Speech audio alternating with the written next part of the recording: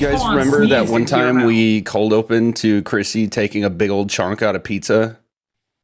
And how we just did it again? Did you just open to me saying? No, it was just after that. Okay, great. Goody. That's good. Maybe That's one of these excellent. times, though. Hey, what's up, Nat 20? Love this for myself. We always do. Oh, God. I haven't even opened up my character sheet. Magic.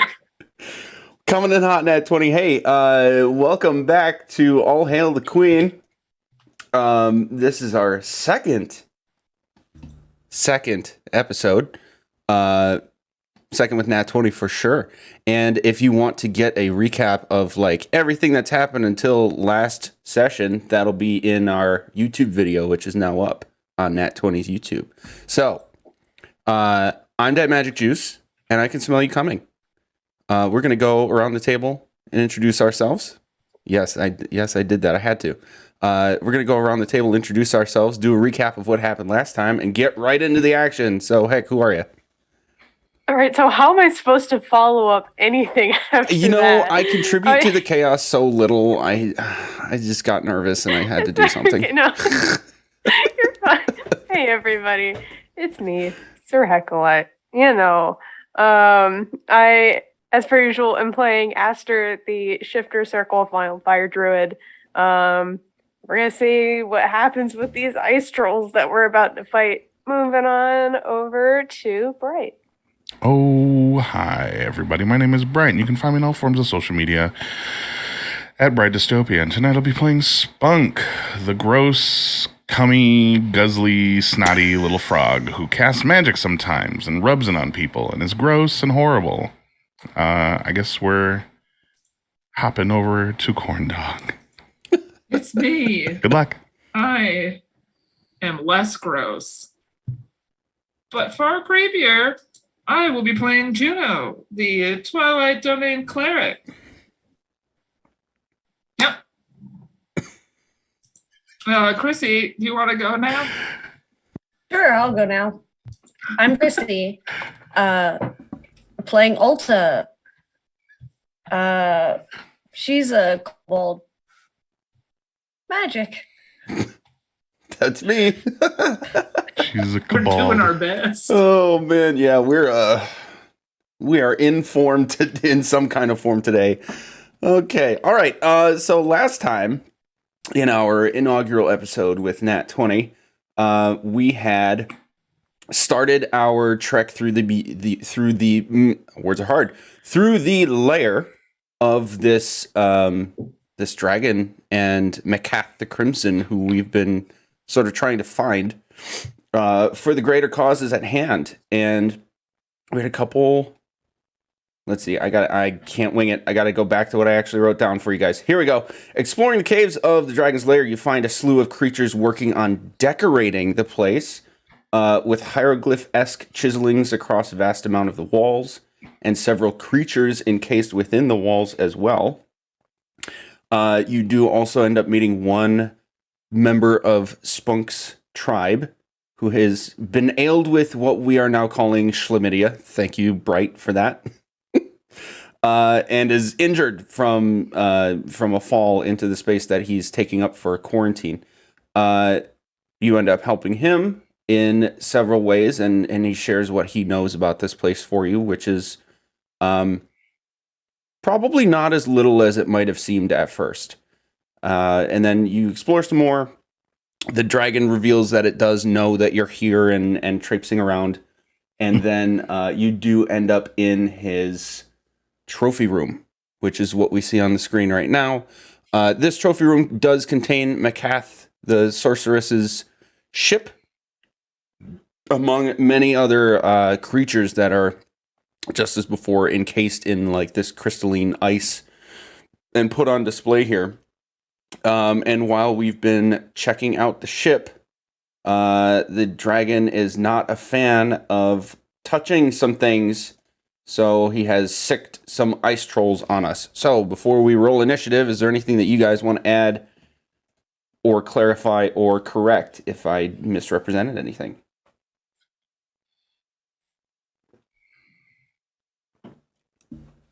Is the reason he sent trolls really because he doesn't like touching things. He didn't like you guys touching certain things. So this dragon is Howie Mandel. Or something like that. Okay. Yeah. Got it. Roll initiative! Oh no! Make sure to click on Where is your Matt? token. Well, it doesn't matter. Never mind. Not for Yeah, me. I don't have do a the button. roll 20 I forgot initiative about tracker. that. It's fine. Oh my, what is Okay. happening? Yeah! Ultimate Juno coming in. Ah! Ooh. Okay. All right. Get it together, Aster. Yeah, that's a 19. I got my shit together. Spunk's Leave got me a alone. 12. 12. With an 8 modifier? Holy. Yeah. Aster, you got a 19? Yeah. Here we go. Okay. Aster, you see these two trolls emerge after you had been warned right at the entrance to this chamber. They are clearly coming to attack you guys. What would you like to do? Well, I think they're far away, or far enough away that I currently can't see them. So That's I'm, true. yeah, I guess, gonna get over into the direction of the exit, because I don't know, I have anxiety that something is happening. Yeah, how much movement did we say it was to get off of the boat? It's only about 10 feet. Okay.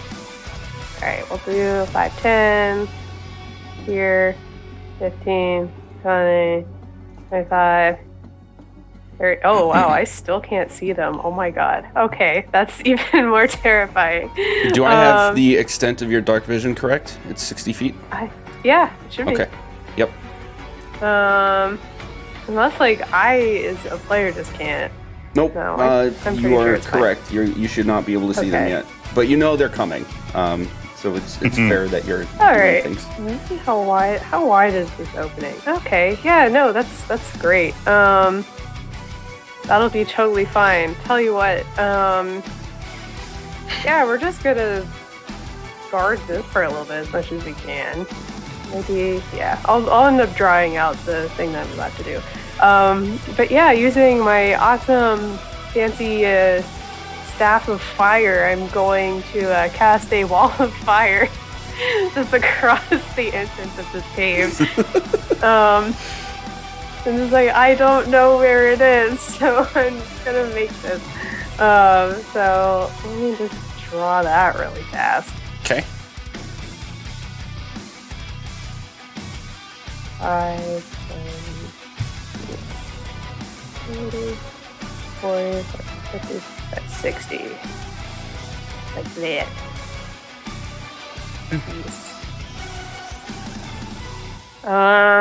That's my action. I think I'm just going to leave that there. I think that's all I'm gonna do. Okay.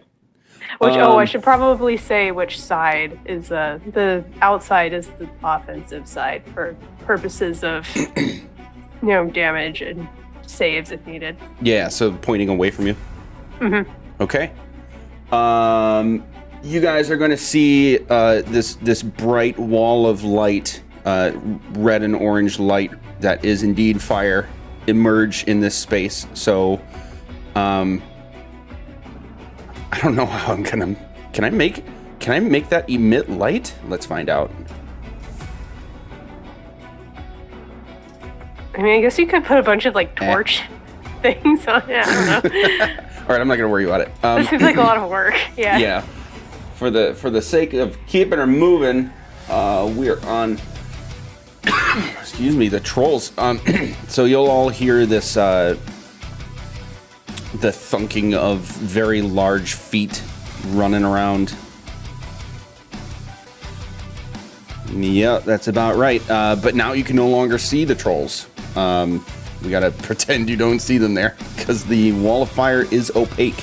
But you can hear them running toward you, and that'll bring us to Spunk. What would you like to do? Yep. Okay. So, I'm a sticky little ceiling frog. Wait, I forgot you were on the ceiling. Just gonna Tarzan my way across 1, 2, 3, 4.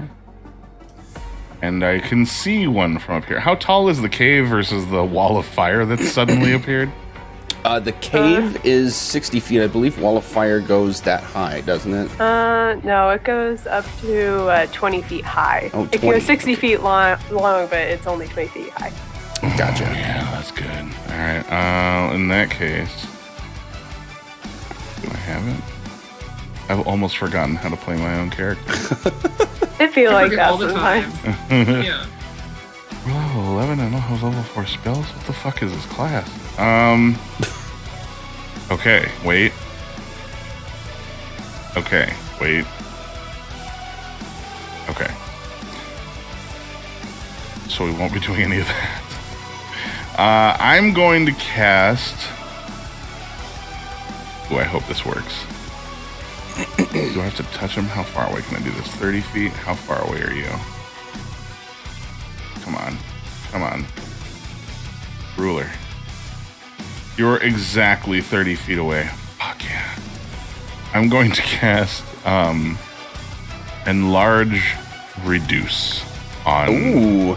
Oh my this god. troll.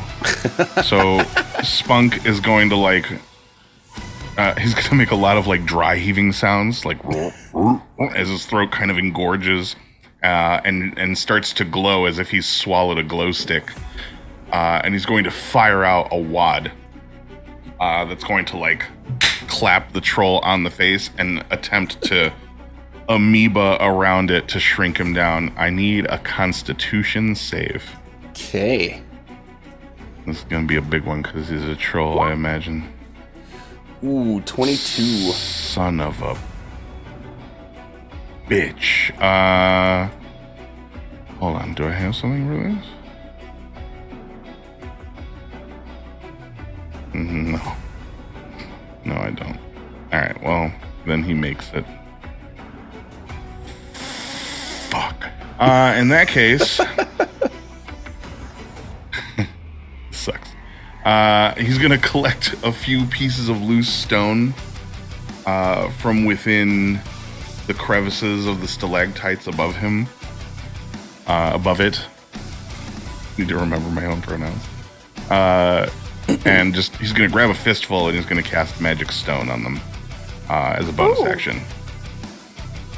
And he's just going to like hold them. They're gonna glow like slightly green as they levitate out of his hands and just kind of orbit around his wrist.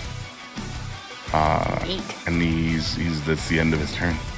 One of the few bonus action cantrips that are in the game. Hell yeah. Awesome. So that's everything for you, yeah? Mm-hmm. That'll bring us to Ulta, and I'm gonna rattle this off real quick just so you guys know. The player order and initiative is going to be Aster, Spunk, Ulta, Juno, Icarus. So Ulta, you are up. Check. Ulta is going to see everything that is happening. She is just going to, because she can't see them at all. She sees a small bit of a wall of fire, but not too much. So she's going to move close to this wall. So because it is, I know we have to like imagine this a little better than I can actually show it for you on the screen, but because it is a wall of fire, it is like emitting very bright light. So you can see, despite your actual token line of sight, you all can actually see that wall of fire and like some area around it.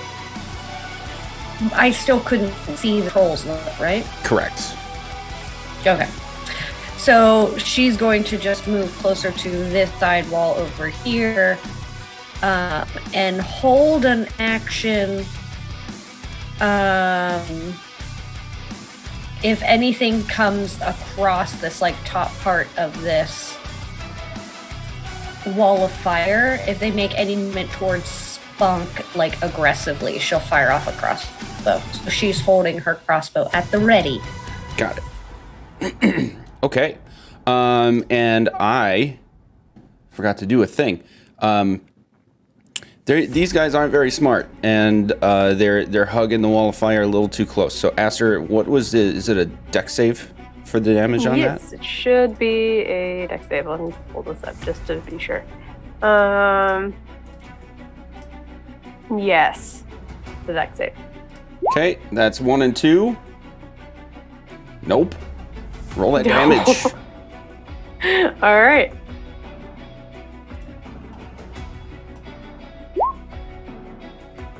Has 14 fire damage.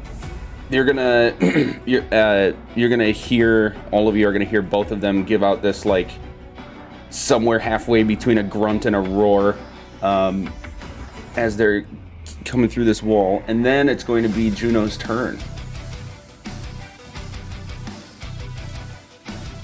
I'm gonna cast Thaumaturgy real quick on myself because this voice has been coming into my head and I don't know where it is.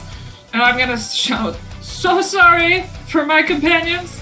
We meant to bring you an offering." And I'm going to chuck the urn that's filled with gold coins that I've been carrying around for weeks in campaign onto the ship, let it shatter, and let, like, just a shit ton of gold spread itself out. We have Daddy's Amex next time we go to town, but our emergency urn of gold is no longer. I am attempting to persuade it to call off the attack.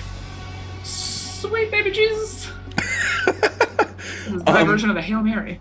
So, because you didn't originally intend that, therefore this is somewhat of a lie, I will let you choose between persuasion and deception to make a check for that as your action.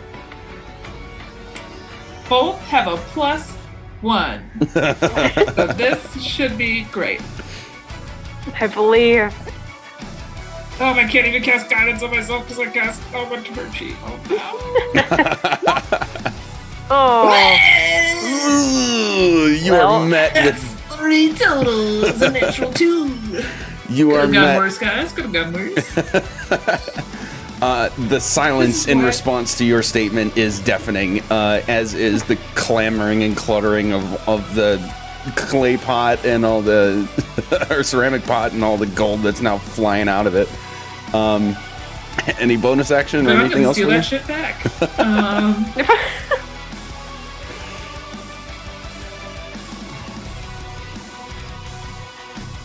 Can I cast a spell as a bonus action? If it's a bonus action spell, even though I use Thaumaturgy as my action? Thaumaturgy is a cantrip. Yep. Then as long as it's a bonus action spell of any level, then yes. I'm going to cast Spiritual Weapon. Nice. 60 feet away from me. So, like, right here as I wait for my buddies to come out. Hey, You can put my scythe here. That'd be great. so for those of us who have not seen your spiritual weapon before, could you describe it? It is a scythe in the shape of a crescent moon. Because I'm a basic bitch. Twilight Domain Cleric. Moon scythe. Awesome. Can you ping that spot again, please? Yes. Here. Boom. You. And I will Do I have give control? control to Juno. There you go. Okay. Okay, that's it. All right. Icarus is going to get to the ready as well. He's going to dash. He's going right up into it right there. He can't really do anything else because he can't see them yet. So that's going to be it, bringing us back to the top of the order with Aster. Okie dokie. I'm just gonna... see, I'm gonna go towards the other wall then, like the opposite one go. Or I could hug the wall fire a little bit more. Nah, we're gonna do 5, 15, 25, 30. Right?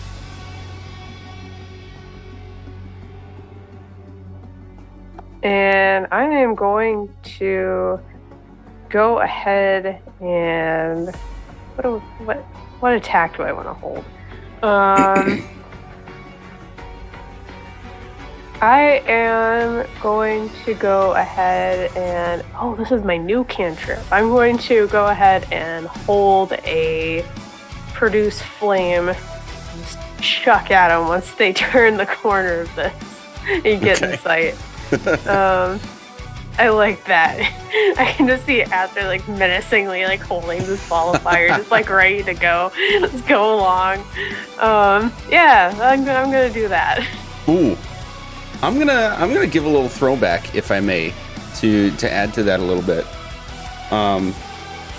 because this wasn't part of the description, but you may know from some time ago when we had a bunch of teasers for the return of the show after a little bit of a hiatus. Aster's included a description of her going through some magical training with her mother, and I forget what the title of the other person was, but essentially your designated trainer and mentor, and you are having a hard time tapping into the weave in order to use your fire magic. And I'm going to say that this stance and intention that you're taking here are going to remind you of that moment in your life. So that'll bring us to the ice trolls screaming around this corner. And this one's going to be able to get to about there before it can actually do anything. And here. So, Aster, that will trigger your held action. Yeah. Let's do that. A 22 for 10. Yeah, that, okay, 10. And for the wall of fire, if I remember correctly, it's only if they end their turn there. Is that correct? Yes, if they end their turn within, I think 10 feet of the offensive side. Right. Okay, so that didn't happen this turn anymore. Got it.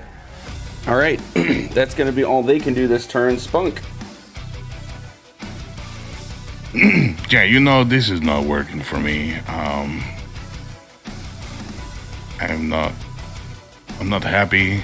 I'm not at ease. I'm not live, laugh, loving my life right now. He's gonna swing across a couple more spikes here. And his whole body is gonna inflate until he's completely spherical. And he's gonna pull on one cheek, and it's gonna deflate him slightly, but it's gonna increase his cheek size until the skin stretches so thin that it's a little translucent. Inside there's this kind of bubbling goop, and he's gonna shake his head a little bit so that his cheek balloons back and forth blah, blah, blah, blah. And the bubbling stuff inside is gonna start to fizz, and he's going to spray it out of his mouth at this guy right here. Okay. And that creature needs to make a dexterity savings throw. Okay. Is Spunk actually just an eldritch being? I feel like you could make these same descriptions of anything else. The master of his own body, alright? Amazing. Alright, that's 9. Perfect. The creature is now covered in a thick, viscous acid. And he's going to take this many damage as the dice roll slower than smell. What the fuck is going on with this website today? Stop rolling. They take 3 acid damage. Awesome.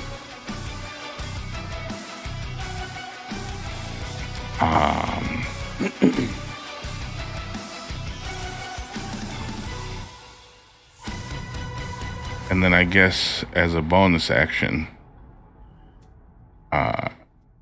he will let out a small belch and deflate himself and continue to cling to these stalactites. All right. Oh, he's gonna move 10 more feet this way. Oh, bam. The end. Okay. Ulta, you are up. Here, she's going to move. She can catch the tail end of that guy. Not with full visual. If you can But see can she any part of the go- token, we're counting it. Okay, cool. All right. She's going to definitely knock a couple crossbow bolts, and she's going to cast Hunter's Mark on this guy. Okay. This guy. Why isn't it clicking? Oh, I'm on the wrong thing. This guy. There you go. Finally. There it is. So I'll cast that right now. But we won't count it. I just want the spell slot casted. Gotcha. And that's just marked him, right? It doesn't do anything by itself? No, it doesn't do anything by itself. Okay. 17 and a 13. 17 hits. Sweet. So that is 1d6 plus 5, so 7. So that's 10 total, plus... That's all, because I'm not close enough for my swarm to do anything. Okay. We'll get there. Anything else? No, Hunter's Mark was a bonus action. She took her action, so she's good. All right. Juno.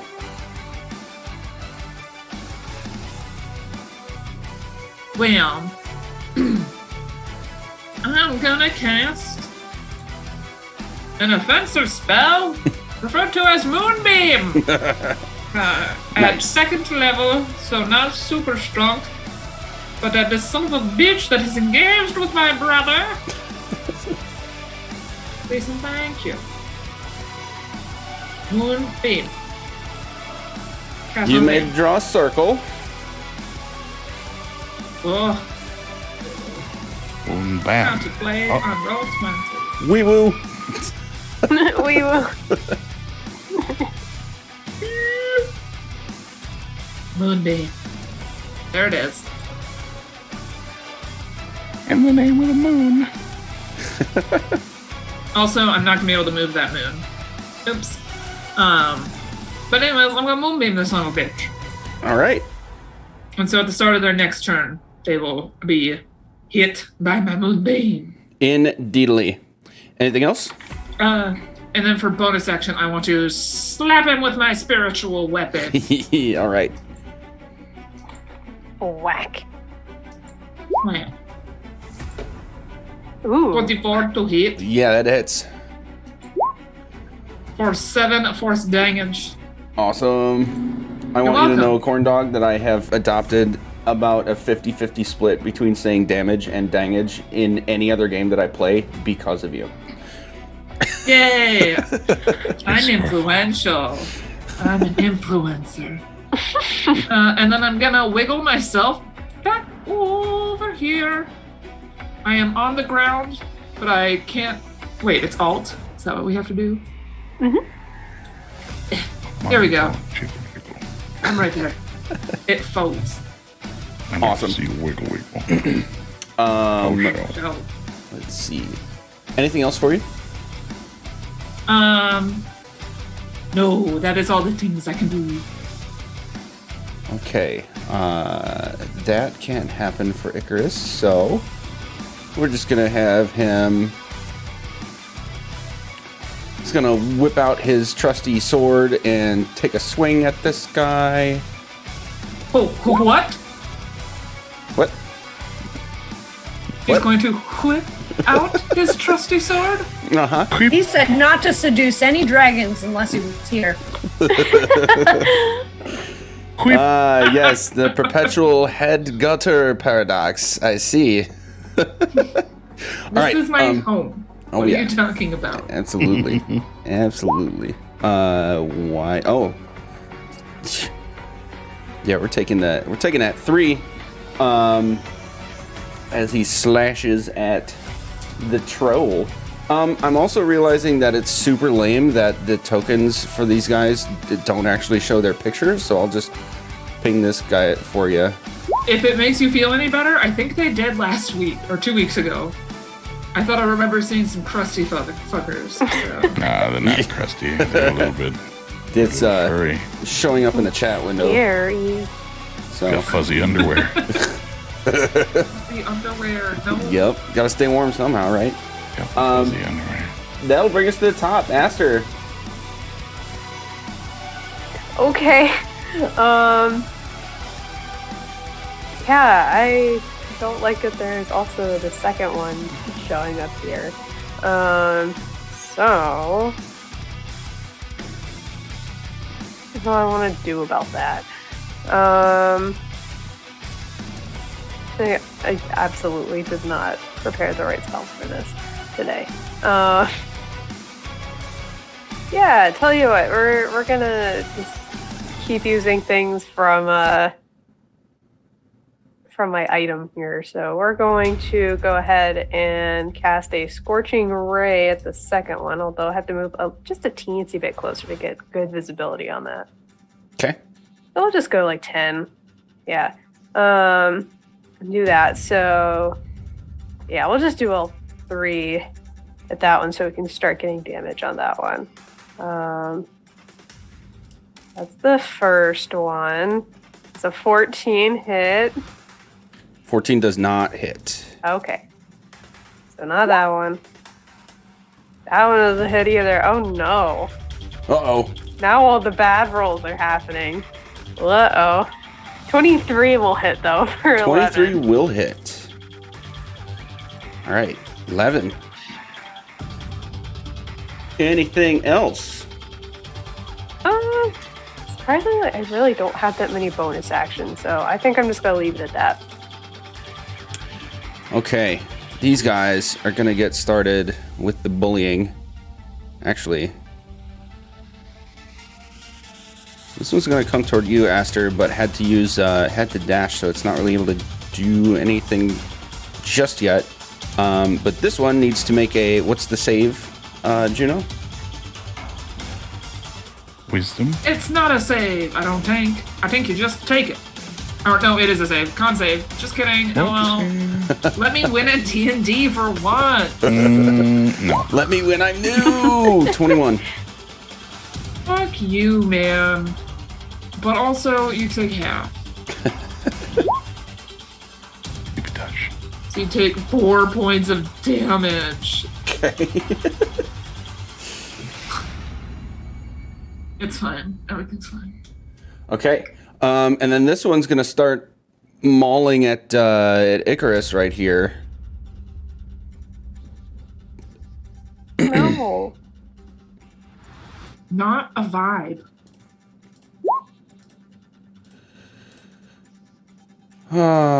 2. Okay, so it takes a bite and a couple slashes at him. I think he's good though. Yeah. Icarus has a much higher AC than I thought he did, which is... Oh, yup. That's why. Haha, neat! So it's trying to maul at Icarus, but he's like sort of almost parrying the blows a little bit. And this thing hurts, so it's gonna scoot out of it just enough to not be in it anymore, but still trying to go at Icarus. And now we're at Ulta's turn. Sorry, Spunk. Not Ulta. How very dare you? Well, since the troll that I spat upon earlier did not use its actions to scrape or wash the acid off of itself, it's going to take another 2d4 acid damage. Okay. And that just happens now, or is there another save? And no, it just happens until they scrape themselves clean. Gotcha. They take 6 acid damage. The dice are rolling hella slow today, and I do not know what's causing that. It's probably the map being so goddamn big. It is being super bonkers. It's on D&D Beyond. It's being a real poop today. Ooh. And then he's going to extend one sticky finger on to one of the orbiting rocks that's on his wrist. He's just going to touch it, and it's going to affix itself to like the little sticky pad that he uses to climb on the stalactites. Mm-hmm. And he's going to make like an L shape with his hand and just aim it at the troll that's burning in acid. And he's going to say, freeze. And he's going to make this kickback motion as it fires one of the magic bullets towards it. Nice. Let's make the attack roll. 6 years later. I wish I could show you how slow it's rolling across my screen. It seriously looks like a tense movie moment. Here we go. Does a 16 hit? Yes, the 16 does hit. And I just said this in the text, but since it came up again, if you have the dice animations on D&D Beyond still on, and you're using the extension to send to roll 20, that causes some major slowdowns. Yeah, I was fine last time we played, but today it's like, your accelerometer is being a real stupid booby dink. It takes 9 magic piercing damage. Nice. Okay. For a grand total of 15. And then I'm going to skimper away like a little bitch. 1, 2, 3, 4, 5 spaces this way. He's going to start grabbing onto spikes and moving himself forward. Nice. All right, now it's Ulta's turn. Okay. Ulta is going to cast Zephyr Strike on herself. So she's going to move for 30 feet. And then another 30 feet. But she's only going to go to right here. Okay. And then she's going to bonus action. Well, that Zephyr Strike, I guess, was her bonus action. Just kidding. I know how to read a sentence.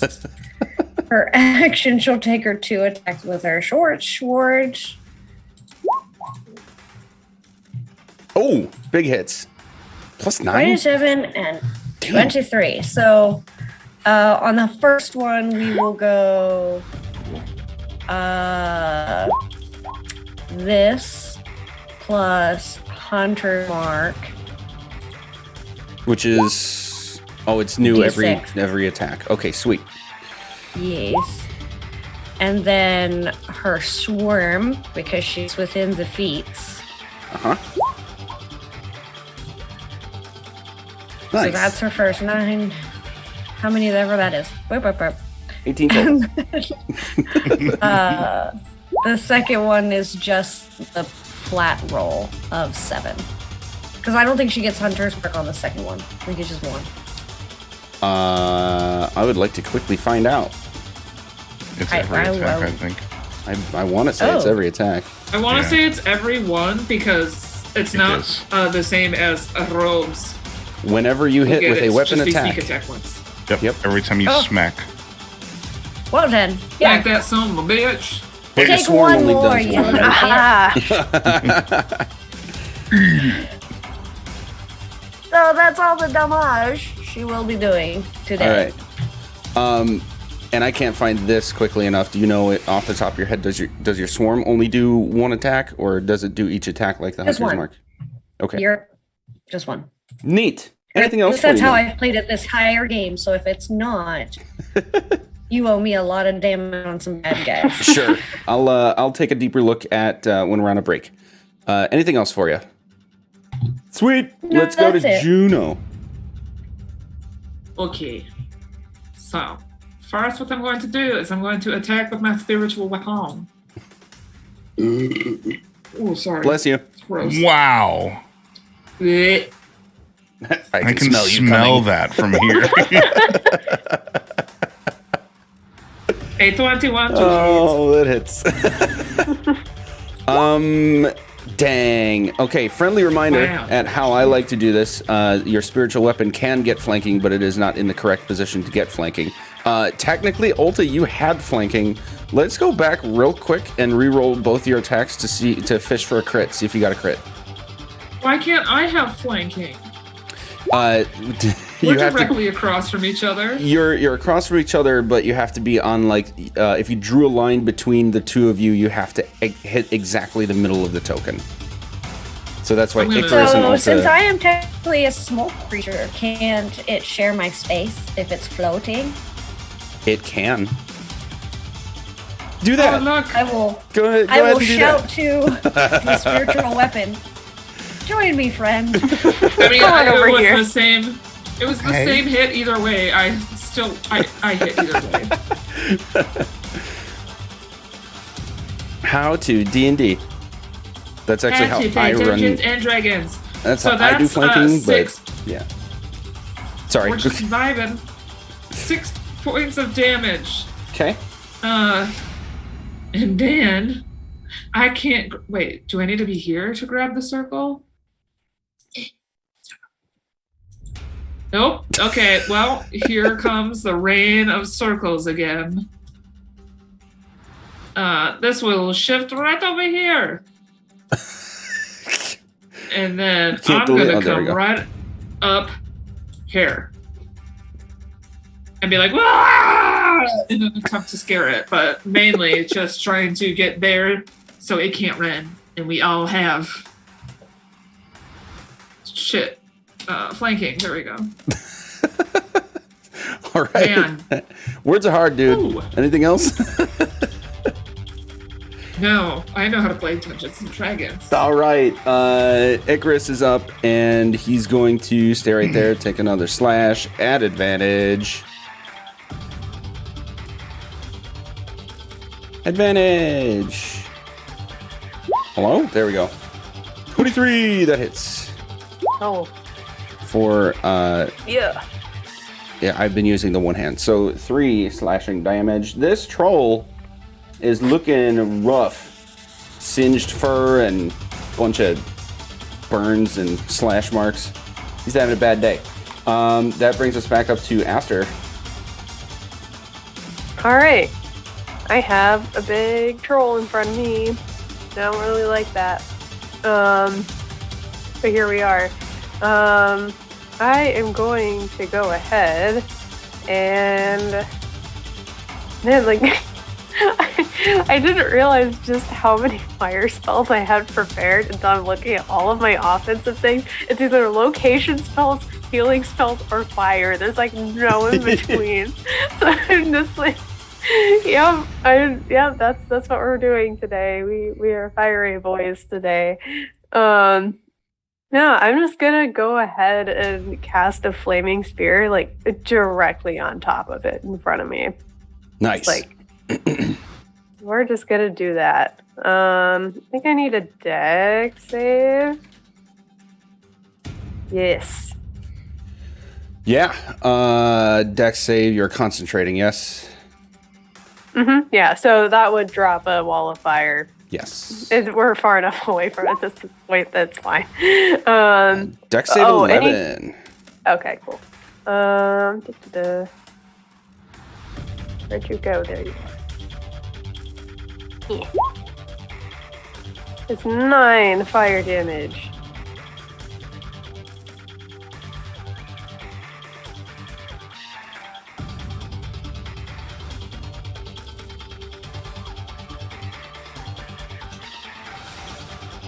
Did you put it on there?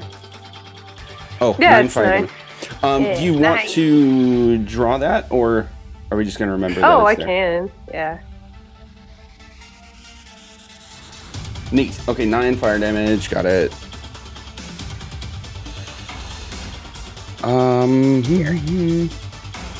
This little. Okay. Anything else? I think that's it. Okay. This dude's having a bad time with all this fire and acid bullshit on its face, so it is going to use its action to clean off its face. Brian, Bright, that is just an action, right? Yep. Sweet. And then it doesn't like the fire, so it's going to get over here and attack at you, Aster. One Somebody bite. get this troll a towel. Don't bite me. Oh no. And then 2 claws. 24, 19, 19. Yeah, those all hit. 9 piercing and 6 cold damage. Okay. And then another 11 slashing and 9 cold damage. Jeez. And then another 13 slashing and 4 cold damage. And I forgot to do this at the start of the turn, but everybody is going to feel an air of extreme cold being this close to these trolls. So everybody except Spunk actually is going to take 10 cold damage. Oh no, yeah, I'm not looking hot. Oh no. And you can all of you that are taking that 10 cold damage can feel that it's like just from being in such close proximity of the troll itself. Even with all my blankets that I'm wearing? Yep. And then I need a. Is it? Remind me again. Is it a fresh con save every time for Moonbeam, Juno? Or do you just reroll? Yep. Okay. I think, yeah. Yeah, every time they're standing in it or if they enter it for the first time in a turn. So 20 on the con save. You can roll your damage. Please stop succeeding. Thank you. They have a +6. It's going to be tough.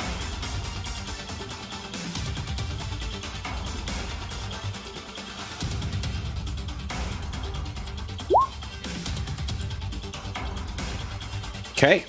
Okay, you take the same 9. Well, 4 again. Nice. Okay. And then that one is going to go into a sort of frenzy. It's panicking because it's clearly very hurt. And biting at Icarus. That hits. Okay. And then a claw at each of Juno and Ulta over here. Juno, 18 to hit. No. Oh, It doesn't okay. hit. Not even me being sassy. That's real. And then 13 at Ulta. No. Awesome. That'll bring Away us from me with your big hand. Spunk. This one is like on death's door and panicking with all the pain and bullshit going on around it. This one's looking fine still. All right. So this one then is about to eat shit. So I'm gonna place another fingy on a floating pebble. But this time there's like a hempen string that's tied around Spunk's shoulder with like one thread that's out of it, and he's gonna pull on that thread so that the entire thing kind of runs down his arm.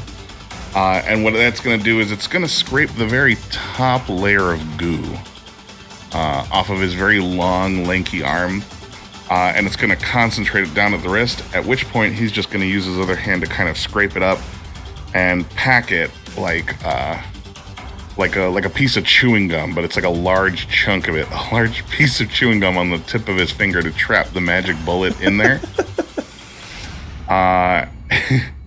He's gonna shoot it at the struggling ice troll. Okay. Where's my spell? Her fire. Fuck. So the 13 hit. It does not. Well, shit. Let me see what the rules for this thing are. Where's my grungunk? Come on, where are you? I just had you up, and now I had to...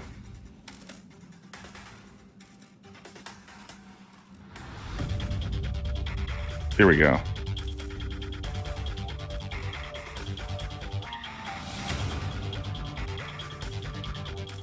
It doesn't really say I have to hit you with the attack in order to apply this.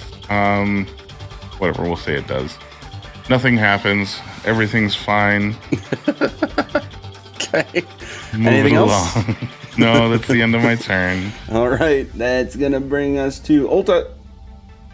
Here, she's going to attack. To attack. Flanking. Advantage. I got one natural 20. Oh, okay. So, don't worry. It only takes the one attack. So, and with your minimum damage, this thing is dead no matter what. So, one down. Okay. Can she use her second attack to run over here and do the things to this guy? Yep, you are able to split things up that way. That works. Just kidding. I was gonna. Oh, and I rolled a 2 attack, so it'll be a 16. That does hit. Yeah. Plus. Oh, I didn't move my 100 mark, so that sucks. But so 12 total, and then bonus action, I'll move my hunter's mark. You can do that first. Oh, okay. Then I'll move my 100 mark and then do the damage. Yeah. Yep. Sick, sweet.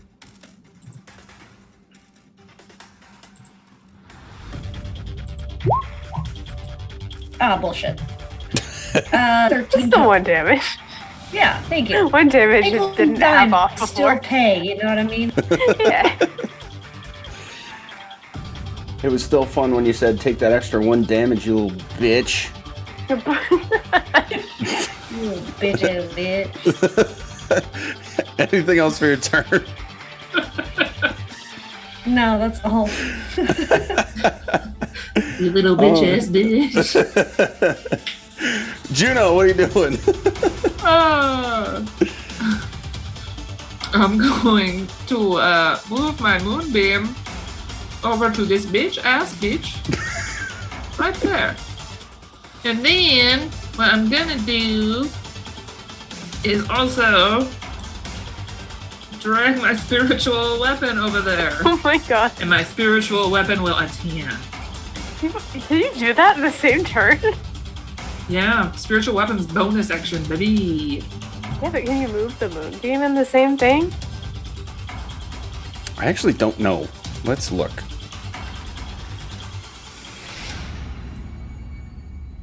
I don't know, that just seems like a lot. Like, I'm very impressed. I'm not saying you can't, but it's just neat. On each of your turns, after you cast a spell, you can use an action to move the moonbeam up to 60 feet in any direction. So that's That's action, so bonus cool. action. So, Yeah. yes, it's just like I'm standing there like, wish, wish, wish, wish, magic. And it's happening over here. And then I say, and I'm over here now. Just air traffic control. Yup. That's All all right. I am at this point. Go ahead and roll that spiritual weapon attack. Attack. A natural 20. That's a crit. Okay, so for Nat 20 folks who haven't seen this happen with my tables before, I'm not a fan of crits as written, so I always do max damage plus what you roll for a crit. So what do we got? 13 plus 9. Nice. Okay. Good job, spiritual weapon. I think it's the first time I've done it with that. And then for my movement, I'm going to run around to give Ulta and my brother flanking, pending when they get up here. Awesome. That'll bring us to Icarus. Oh, I'm Icarus. That's you, man. Jesus Christ. When you weren't like, Courtney, I need you to run this sheet tonight. I just sat here and was like, we're gonna see. Just go, hey, yeah, it's your turn. Next take it to your turn. Okay, Play. Icarus. A player. Icarus is actually going to stay here and take a knee and fire off a longbow shot because he got really fucking good at that. Oh, and he crits too. Nice. Oh. Twin Twins crits. doing sexy twin shit. When the DM crits his own pants. Yeah. Okay, so that's going to be a 13. I'm gonna cancel Bright really soon. No, you're not. You love this. I do. Oh no. Oh, no. You love it. Okay, yeah, the troll's officially having a bad day now between this spiritual weapon hitting it, this moonbeam on it. It just got burnt to hell with a sphere of fire, and all you guys poking and slashing at it. It is bloodied. That'll bring us to the top. Aster, go for it. I'm not Okay. you, so that, yeah, you. It's me. No, tell you what, that last multi-attack, like, fucked Aster up. She looks so bad right now. I really like to think that this multi-attack probably brought her down to her hands and knees. As her bonus action, she is going to move the flaming spear, like, onto the troll again, but kind of between them.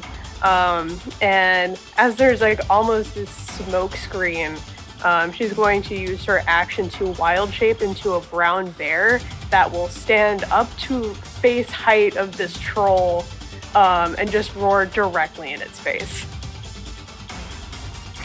Nice. I'm a bear. Yeah. Anyway, so I'll move that there. And I need a dex save. Dex save is not good. 12. Oh, good for me. Let's roll some damage. 7 fire damage. Okay. Anything else? That is all I can do. All right. Ulta, Aster, Juno, you are all going to feel this piercing cold again. You take 10 cold damage. And this troll is going to start to kind of panic as well. Oh, it needs to take damage from a certain moonbeam, Juno. Oh, there's a fail.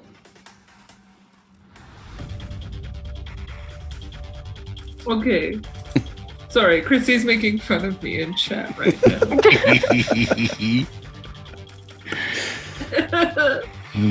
I can't help it that I look dumb 80%. To be fair, you turned your face when I was trying to get a picture of you concentrating, and that's what I caught. And I was like, well, that's too wait. good not to share.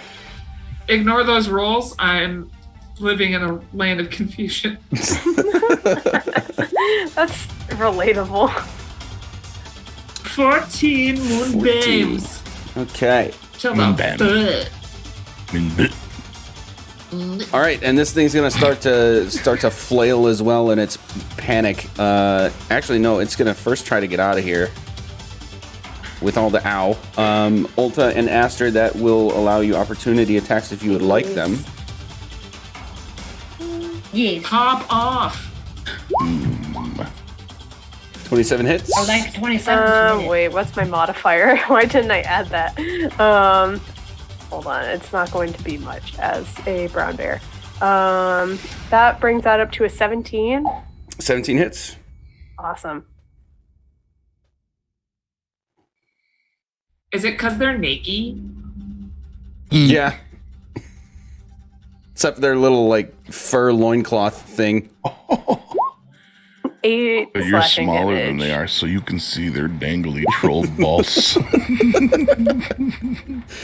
11. Got 11. So, Ulta's shorter. it. Does your swarm affect that? I've never done it. Okay, we'll say no for now, but yeah, like I said, Yeah. I'm going to do a deep dive into the rules of that after when we go on break.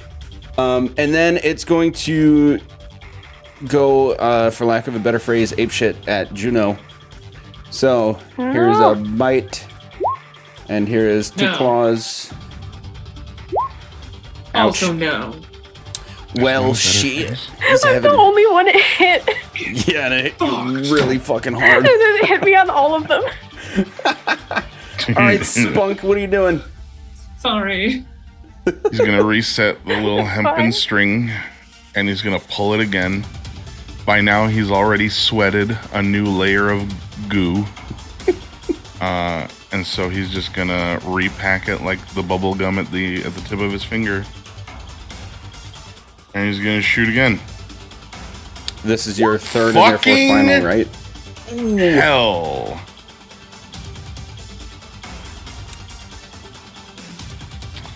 Yeah, that's my last rock. Okay. Just beams me in the face instead. No, don't speak that into existence. No, because you don't want to touch what he just pulled off of his arms. Yeah, you don't want to get It's beamed. gooey, like a waxy substance. Like, Ew. Well, lucky for you, I do not do consequences on crit fails. That's in my he'll heart. just untie and boost back up and like retie. Madre de puta. And he's just like reassessing himself, getting frustrated with his own mechanics. Okay. Anything else for you then? No, I guess not. Ulta. She's going to run and do the things after him.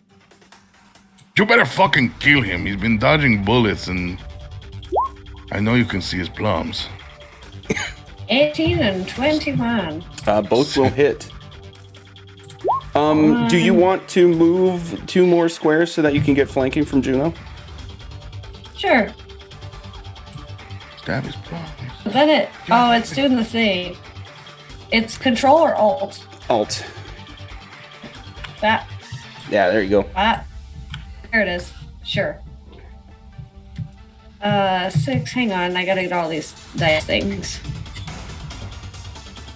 And this one. So, oh, yeah. And then And Hunter's then- Mark. Then this one. That goes through? No. Nope. Let's try that one. Why? Garbage. And then the second one Just one fly. with the hunter's part. You do get 2 more rolls because flanking advantage. Oh god. Get them, my pets. Okay.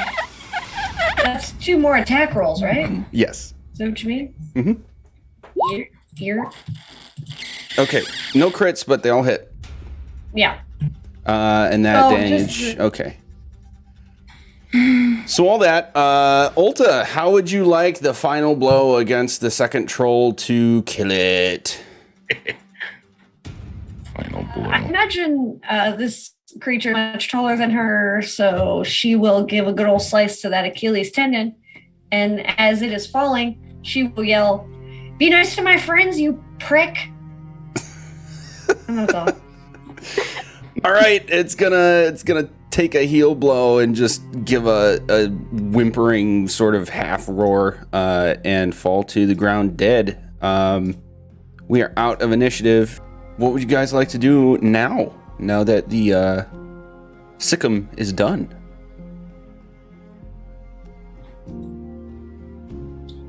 I'm gonna look at everyone. If you took anything, put it back, or else I'll kill you. I Are am. you also going to take back your gold? Because you threw a bunch of shit at it. We don't need that anymore. Okay. Just wasn't sure. Oh my god, that was like 40,000 gold. I don't know how big this urn was, but it was a lot. It was a few hundred.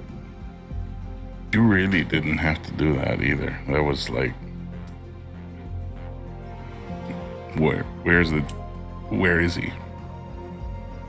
He's not here. And just want you to be cognizant of the fact that you wasted your money and a perfectly good urn, if I'm being honest. I mean, no one else was going to carry it, and I'm tired. Ulta's going to shift the bag of holding a little bit forward, but not say anything. We left 2 of the urns at the bank. I only had the 1 urn for emergencies. This felt like an emergency. I don't. Listen, I grew up in a swamp, so I don't know much, but when people get tired, do they typically throw away their only bargaining chips or currency? Again, I grew up in the swamp, so I'm the idiot here. I just want to be sure that I this was is... homeschooled, so I don't know I what that don't means. really understand the value of money. Sure. Do you know how many coins were in that urn? Many. Okay, so it sounds like they did the job of teaching you the value of things. You know that it was a lot. It was heavy, so I assume so. Okay. You're gonna okay, double down. Go for it.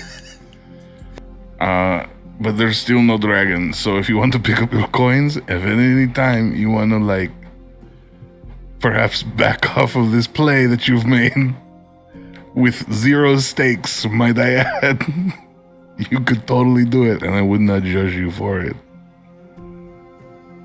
I mean, if we kill this dragon, we can just come back and take this stuff. What Right? dragon? We can hear him, but we don't see him. There's no pudding to prove. Jim, so I'm still a bear. Can I like smell anything that smelled like more like a dragon in any one direction? Ooh. Yeah, make a Or like perception coming check. in any one direction. Yeah, Mhm. well, You're a lot Can you smell closer it to coming? You're a lot closer to it So than what- he what is, so am I probably. Perception. But Okay. I believe the bear has enhanced perception exactly. for you, right? Yeah. Advantage. It was a little bit like bleach. Why is that? 23. Okay. You have been in close contact with several dragons now in recent months, so you know that they have different, I'm gonna say, flavors of scent, but there's like a common sort of type of scent between all of them. This place generally kind of smells like that commonality of the scent, but not like a dragon is right beside you sort of thing. So it's like been around this place fairly recently, but definitely not anywhere very close.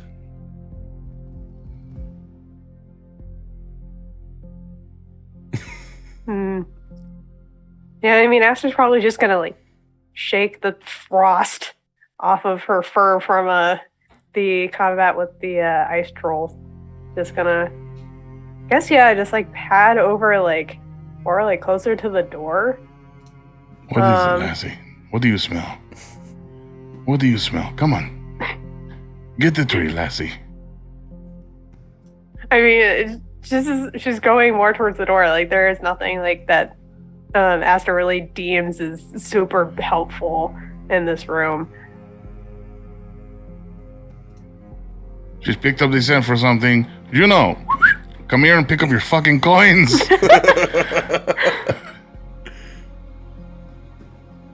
I'm scared it's just gonna make the dragon yell at us and sick more people at us. Literally cannot see you. There's no dragon here. Open your eyes. Magic, would I even know which coins were ours in this mix? No way. You were able, you saw the whole slew of all the treasure that was up there in the first place. And yeah, there's no distinguishing. I will add though, Aster, I believe you told people that shit went down when you started touching stuff, right? Or am I getting that mixed up? I don't even know if we really had like time to do that. It's just like we heard that like that's off limits, and then the trolls happened, and it was like, oh god, okay. Got it. Okay.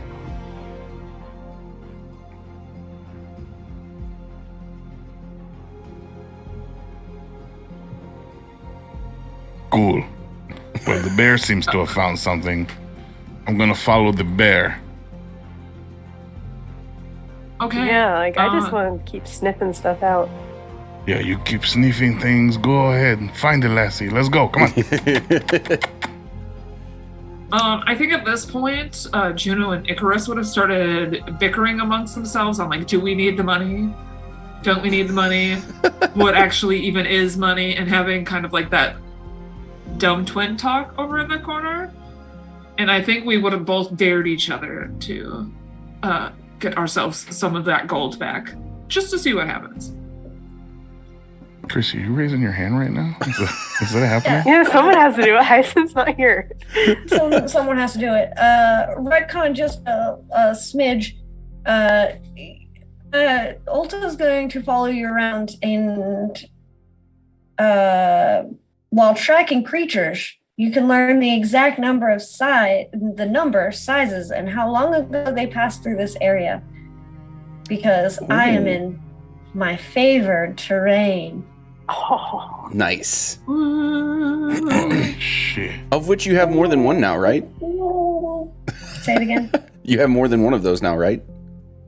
I have a bunch. Nice. Okay, so you are... They're all my favorite. that still involves a survival check, right?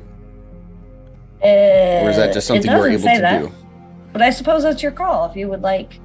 I would say, since I'm there assisting Aster, they could probably do that better. I am going to look real quick because I don't want to... You want me to copy and paste it? No, I'm already here. Okay, too late.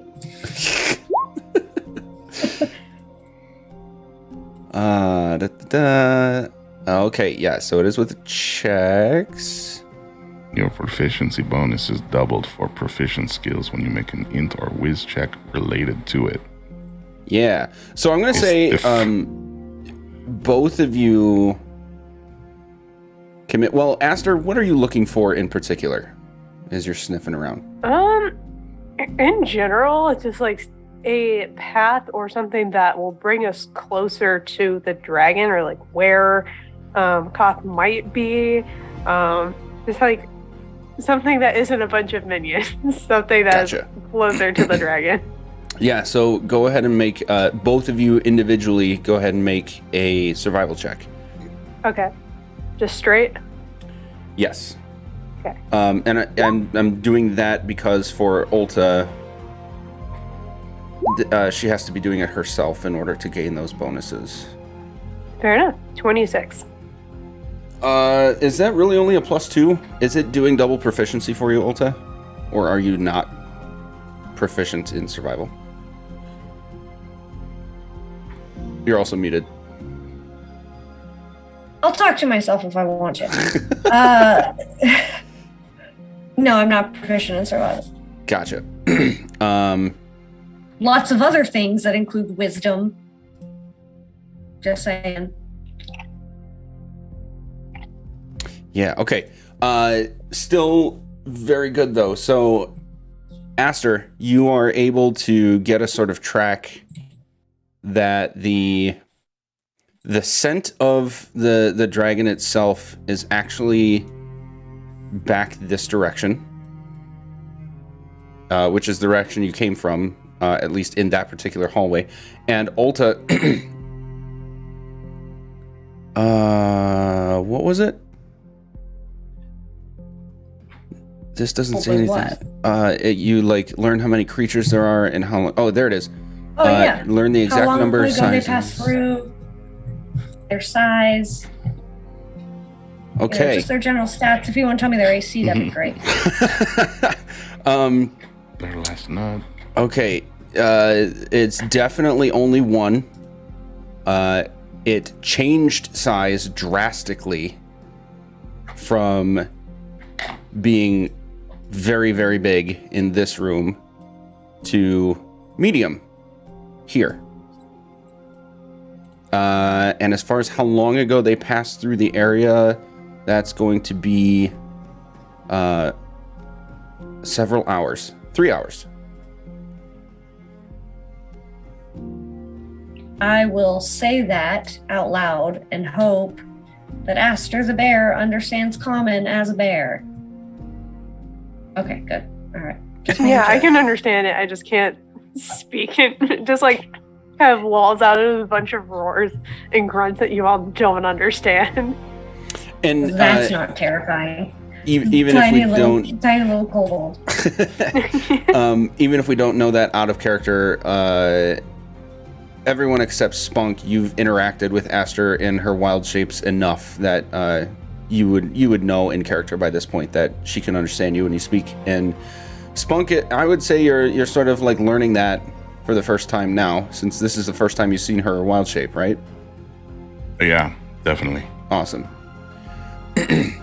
So, what would we like to do? But I would like to say that my mother speaks in a series of grunts and throat sounds. So this is old hats to me.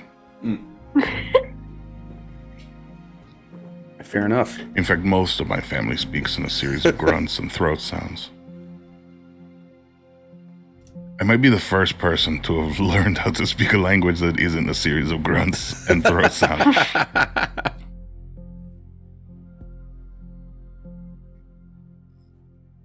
I forgot that Icarus and I were so fucking off by the boat, so I moved myself over there, but I can't move Icarus. All right, Lassie, what did you find? Did you find anything good? Did you find the way that the dragon came from? Where the dragon is coming? Where the dragon's come trail is? Where? I don't know how you say it in common. After... Oh, okay, you go. Go for it. I was gonna say, Ulta, if you were still in bear form, Ulta would let you mumble all of your growls appropriately. I mean, yeah, it's pretty much that, and then she just kind of tosses her head in the direction that she smelled the thing. See. Yeah, and Ulta will point the same direction and say, it appears they were here about 3 hours ago. Yeah, that's what she just said. Were you not listening to the series of throat sounds and grunts she was making? I understood her perfectly. Don't worry. So this way? Yeah, the bear just starts walking. All right, we follow Lassie. Let's go. The bears our guide. All right. This isn't the group's first rodeo. This happens a lot. I'm going to trust the bear. Definitely not my own instincts. The person who's been here before. I'm going to follow the bear wherever she wants to go. Aster, the trail goes to your west, your left. My west? Mm-hmm. What? Sorry, you said that the trail goes to your west, and it was like my west or your west? Oh, Aster's west. I forgot you're upside Cardinal down. west? Bear west. I guess we're bearing west. Hey. Yep. And for sake of a little bit of expediency, you can get to here. You don't really see anything new compared to what's gone on before, and the trail actually goes up and toward that hole. Yeah, which we went beforehand, right? You've been in that room, thinking yeah. Like the mental map I've got going on. Yes. Oh, I forgot. Yeah, I'm guessing it's just we went the opposite direction. Yeah, just gonna keep going on this way. Okay. We haven't gone this way before. Esther, I have a question. What was the reason you wanted to come here again? I'm sure there was one. I'm sure it was a good one. But could you re-explain it to me as to why you wanted to come into the dragon's home? To molest its belongings and interfere with its personal domicile? Truthfully, we wanted to talk to it. And again, there's just like this just bear language. It's like, truthfully, we just wanted to talk to the dragon and the human You know what? For the Juwan bit, and- I'm gonna say that that Spunk can actually understand you, being like an actual animal person. Just Juwan. for funsies. She wanted to talk to a dragon. And the human. Tiefling? Tiefling, right. What it? I only know about the dragon. Can you explain to me who this second person is that we are alleged to have found here?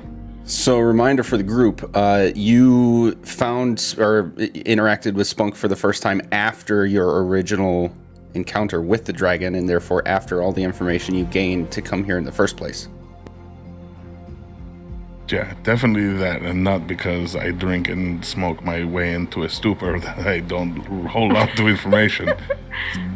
Definitely because I wasn't there for that. Thank you, Magic. Maccath knows where the horn to summon the dragon, or the dragons, plural, knows where the horn is, or at least has the best idea. And the tiefling has this horn. Tiefling doesn't have, but she knows where it is, or has the best idea of where it is. Okay. And you think the tiefling might be in here with the dragon? Like, We've seen her with the dragon, yeah. oh, okay. In what context did you see them last? Were they sharing a charcuterie in the dragon's lair, or were they... They were riding atop the dragon. Oh, so you were like deep in their domicile, like the personal quarters. We were in the sky. In public? Yeah. That's where the sky is. Jesus Christ. You're riding the dragon in public in front of everybody. Do they know that Helm sees all? That's crazy. Anyway, can you smell the tiefling? Would you happen to know what her stink is like? If you could. I mean, I could try. Like, do I have any indication? Because that's the thing. Like, we were so far from them. It's like I could maybe discern like a smell that is different from the other things here, but not necessarily Maccath, I don't think. Sure. So yeah, let's do a new. I'll let you pick between perception and survival for this. They're actually the same. Okay. But, yeah, we'll go with perception. 24. Oh, you had advantage because you're still a bear. Okay. Yeah, you're gonna get. Let me double check here. 1, 2, 3, 4, 5. 5 unique scents. One is the dragon, of course. Another is the ice trolls, which you were very up close and personal with, so that's a easily identifiable one.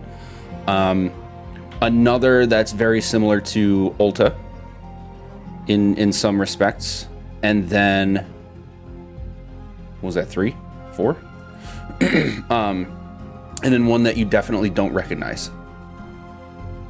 But you are able, that was a very good perception check, so you're able to, recall it very well now that you've smelled it. Mm-hmm. Yeah, so the one that I don't recognize, is it in the same direction in general as the dragon, or? Yes. And that was back this way.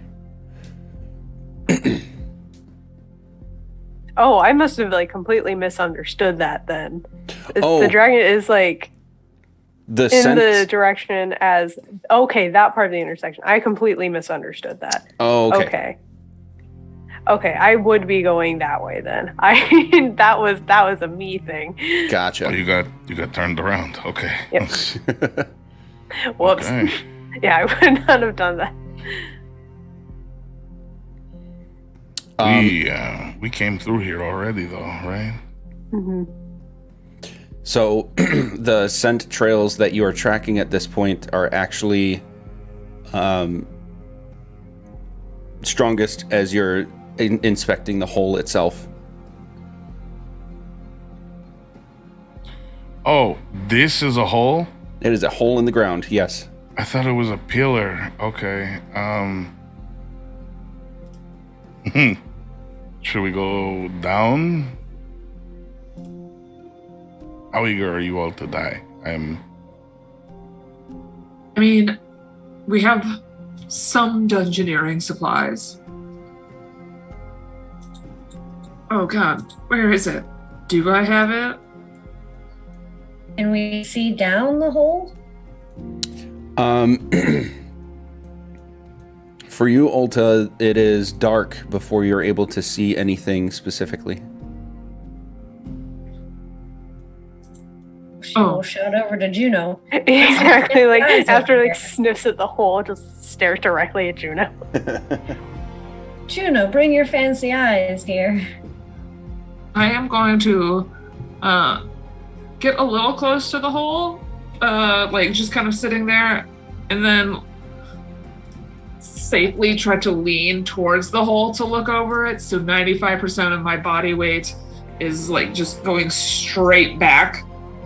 I'm just like holding my head up, trying to see down into this hole. Okay.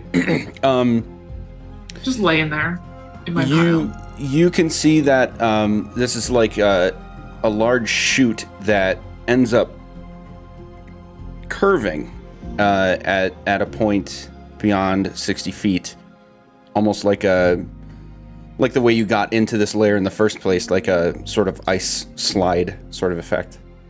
But of course, because of that, you're not able to see where it goes.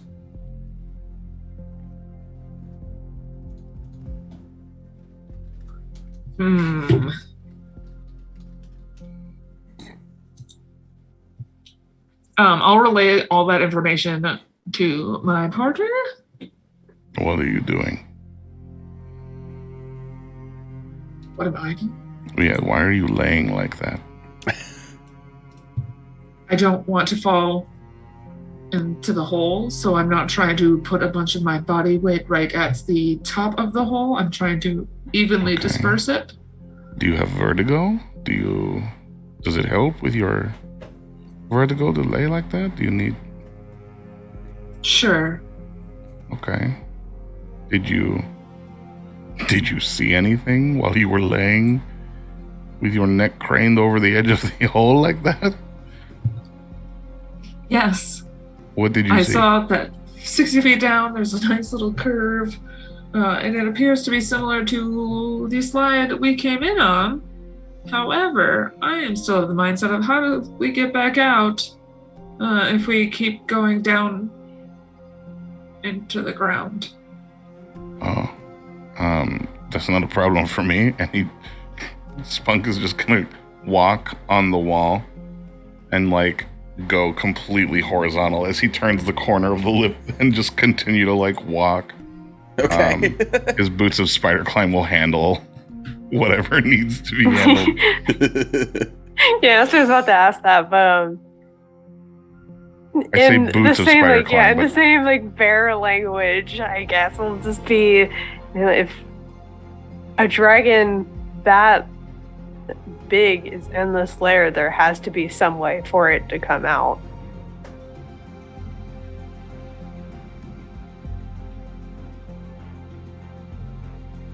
That's a fair point.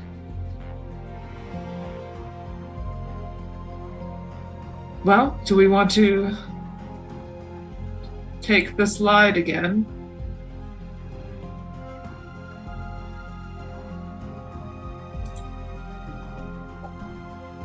Yeah, Astral will just like, you know, stand up on like the two like back paws and like just kind of offer like being like some type of like a cushion or something in case like whatever like the end of this tunnel looks like is really like a rough landing. Like he's willing to cushion the damage. Bear hug. Bear Hug. Use it now. Yeah, can It's we ride awkward, on the but bear go that ahead. rides down the slide?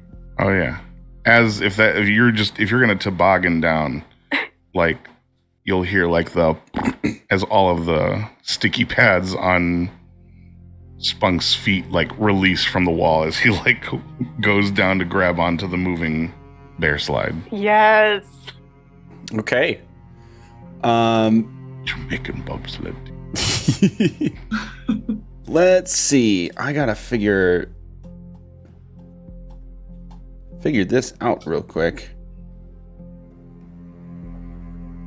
I'm so sad. Polar bears are challenge rating 2, so I can't be one.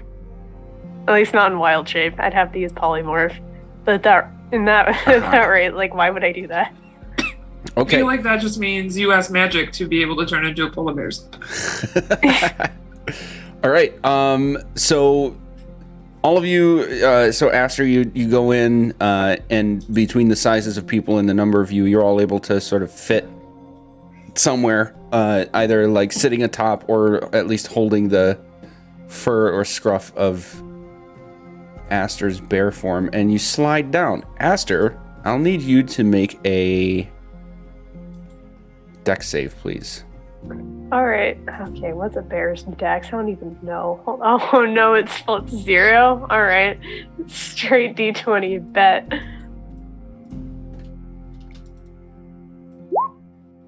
$12. Okay. While we're sliding down, real quick, magic. Yeah. Can I bless all my friends with the eyes of night? Ooh. My 300 feet of dark vision. Just gonna check everyone out one time, and then give them all the gift of seeing with beautiful elf eyes. Amazing. Absolutely. Oh my. Can it be canon that Roll Me by the Spin Doctors plays as we slid down the ice? Yes.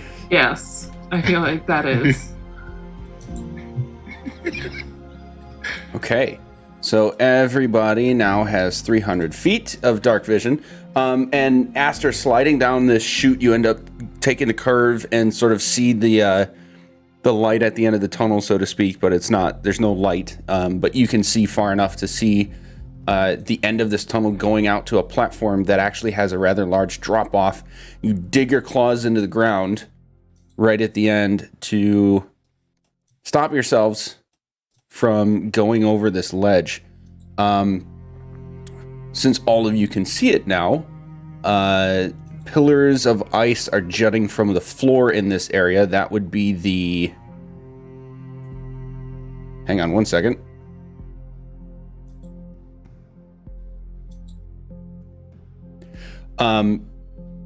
The white areas, like this one, are like rather large spikes coming down from the ceiling. I forget if that's stalactite or a stalagmite.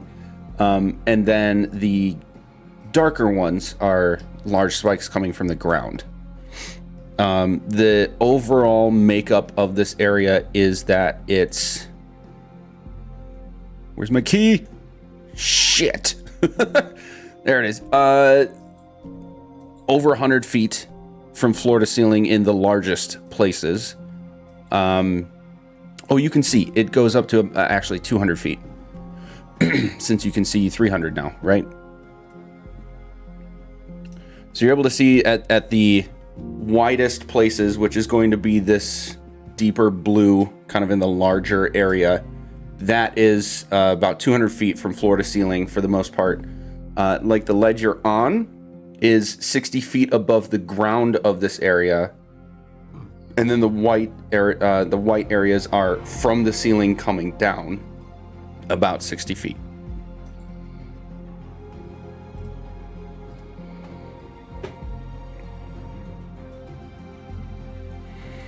Oh, you're able to see a lot of shit. Yeah, open areas to your north and west. Let's talk about north first.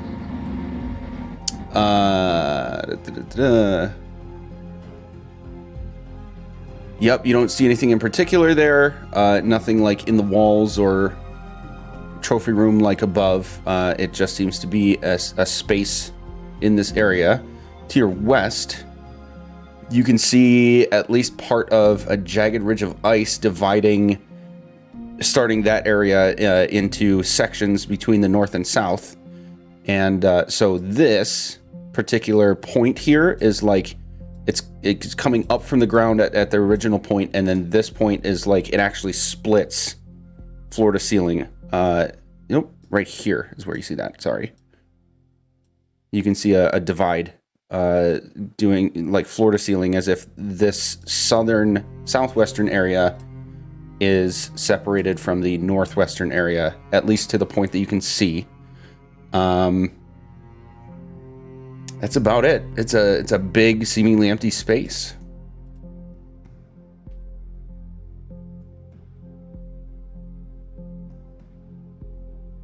Stalactites hang tight to the ceiling. I'm gonna remember that. Yeah. Yeah, there's the second one. The erection. There it is. Jesus Christ, there we are. There it is.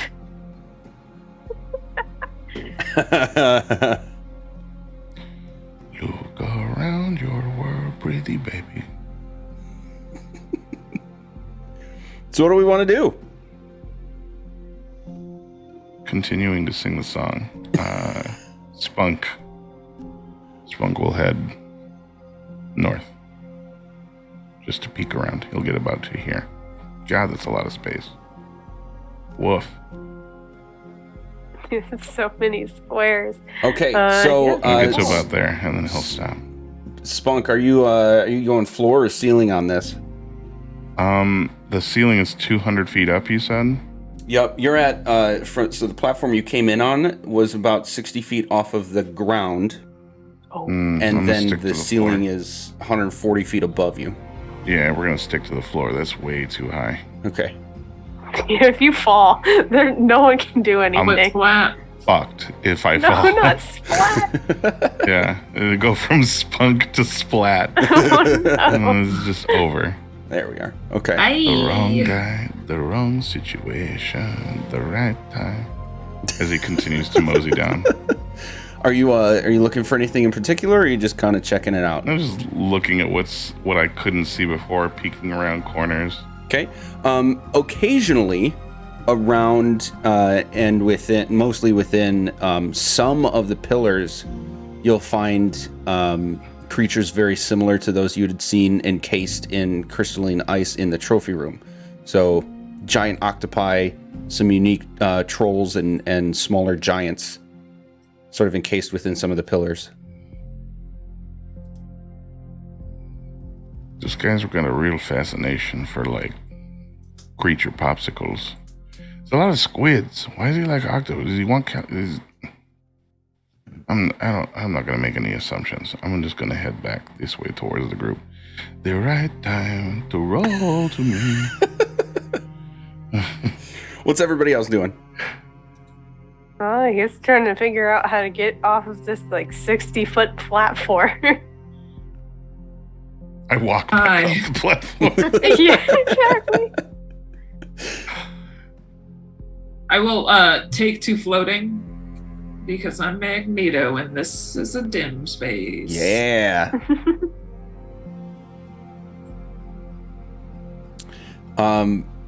What's I'm everybody's just gonna float out there. Can you carry people while you're floating, or is it like a personal thing? Maybe you or Ulta. Can your Not brother that do strong, it too? though. Icarus can fly, I think, now. Just not very I don't have high. their sheet open. Let's see. How high can Icarus fly? Like, Not too if we're close being to the honest. sun. There it is. Oh, can, we I picked just our don't- names with intent. Yeah, he can. I just don't remember what from. What if I were to loan my boots of spider climb? And again, boots is a loose term here. They're inventions of spunks. What if I were to loan them to Bear Bear Lassie. Bear. What's your character's name again? Heck, I can't remember. I didn't change. It's because you don't put your name on the thing. I'm sorry. My name's Aster. Aster. Oops. I keep thinking Asturd because I watched The Office too much. Yeah, Aster.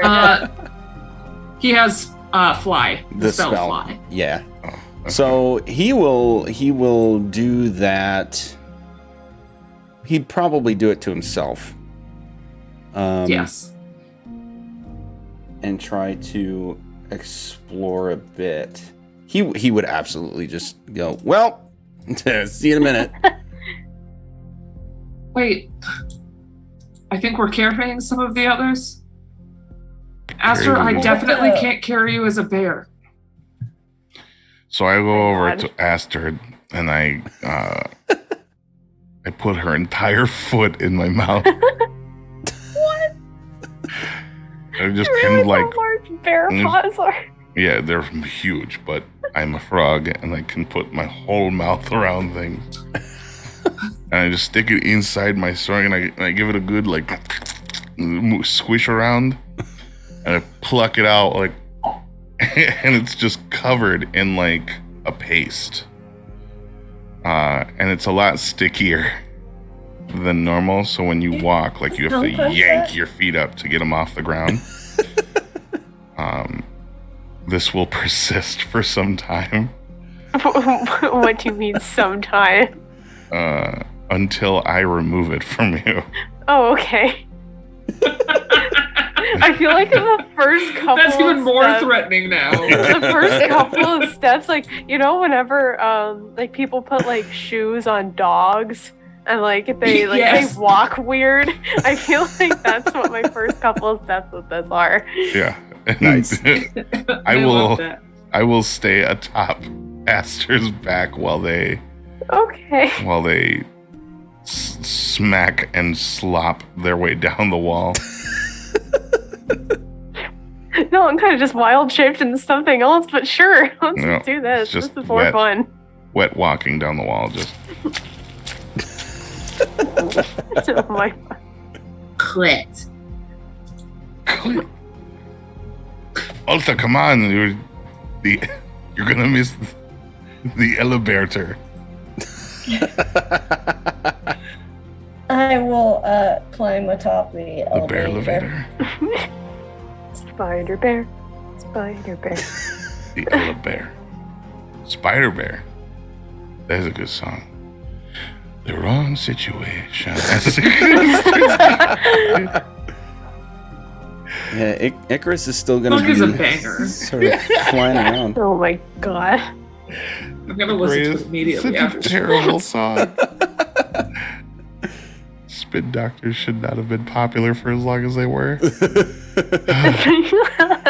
Anyway. God damn it.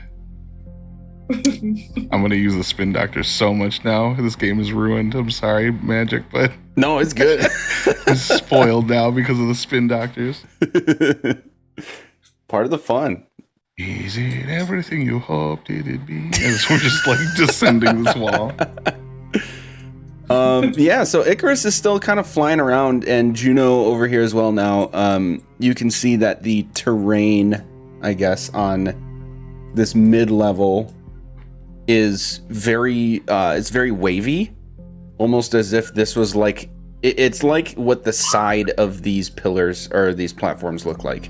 It's very uneven, slopey, up and down. It's a stark contrast from like the level surfaces of everything else around here, and yeah, that's about it.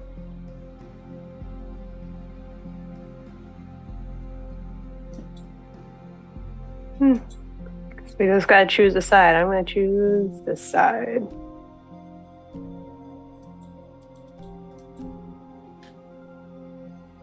Will it meet back around? Who knows? Only one way to find out. Aster, the scent is getting stronger as you're going this direction. Yeah, those of you that are on what did you call it, right? the Verivator.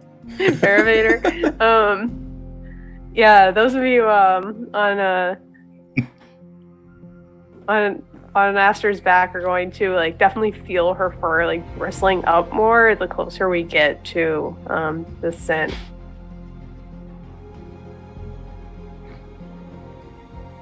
Are you climbing? I'm not climbing like on the thing. Like I'm just like as close to the ground as possible. Right. I mean, on the like side? getting to the ground. Do you go reverse or do you just go straight down like a squirrel? Ooh, that's a really good question. I don't know. I feel like are you thinking about probably bear reverse. butts? Am I thinking about what? Bear butts. I Right, am yes, thinking sure. about this bear angle, butts. or am I gonna get the booty? The question is whether or not we hold onto a shoulder or if we just sit on a cheek each and share like crunchy granola and talk while while Aster's like heading down, we share some granola over her old yeller. Over her. Oh my gosh. Over her bare anus as we're just sitting there like the right time to roll to me. Oh man. So stupid. Ulta will absolutely pass her cricket granola over across, as Spunk says, the bear anus. Just curious. I just wanted to know. This is ridiculous. Because if we're sharing granola, the song changes. It's no longer roll to me. We're Hyacinth's gonna be so bummed out he missed out on all this. it's gonna be two I think princes. seeing our chat alone. Oh my god, yeah, our cat is something. It's illegal. We cannot publish this content. And if Okay. you So- Ulta's going to turn to Spunk. Yeah, I was just going to say, Ulta's going to turn to Spunk and say, well, what song is next? it's gonna be two princes. We're just gonna be. And if you want to call me baby, just go. Thank you. Just go ahead now. All right. Of these songs. So you I guys are forgot with how much Aster? I absolutely. So you guys are actively riding Aster like this entire time? Well, yeah. Why not? Nice. We don't Okay. have to. So that would We're put you guys here. tiny. And I will have you stop moving your tokens for a moment because faint as it may be at the edge of your vision, you are at this point able to see on a tall platform on the far west end of the room one average sized person seems to be talking with the very dragon that you all accept. Actually, no, Spunk, you've seen this before. The dragon that you've all seen. And you'll see him turn his head to you and just sort of dip it down a little bit as if almost to be a bow. You have nothing to fear if your intentions spoken hold true. Come closer. Discuss with us.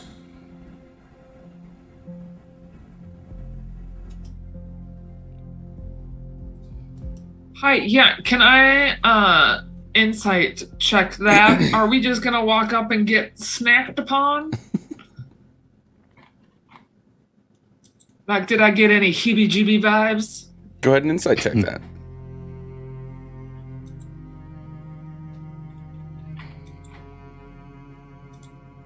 $27. At first, you may have expected heebie-jeebie vibes, but something's telling you that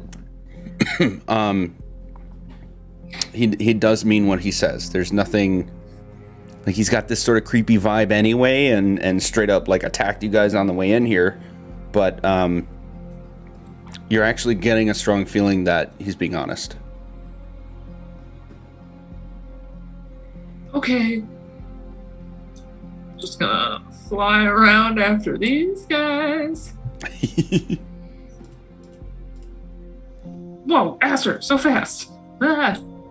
So fast. Yeah, what's the movement speed? I have a 40-foot. Oh, I do have a climbing speed. I mean, that probably wouldn't work on like sheer ice, so I think I would still need Inspire Rock. I didn't know that. That's cool. Ah. Okay, there we are. So this area has a couple of those sort of dark splotches you see in the floor.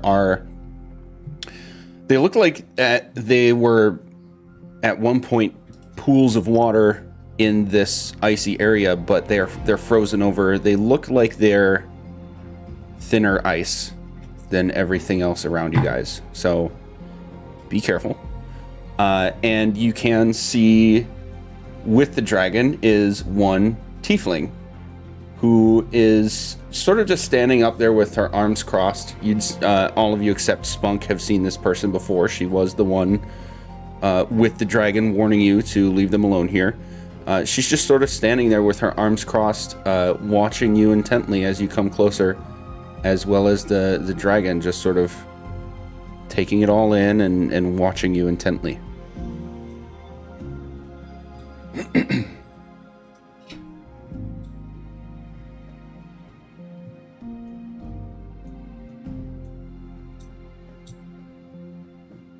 Well, Yeah, just walking on in. Let me get this right for the viewers. There we are. That looks pretty good.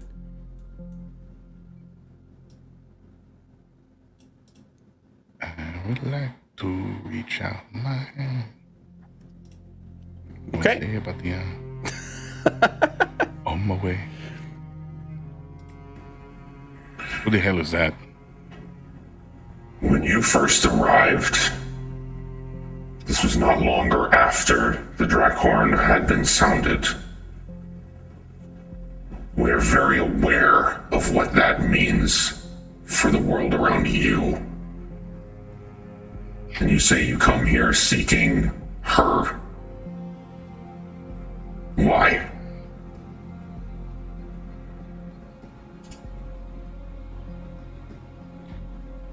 What? You went through a tunnel a little bit. And we couldn't understand you just now. Oh, really? Yeah. There was like a couple I feel parts like where you got yeah. low and it just went. I heard okay. seeking her, and then I'll just say it again. I know for some reason Zoom is not liking my voice changer thing, but I'm pretty confident it came through for stream because I've run into that issue before. So I'll just say it again in normal voice for you guys.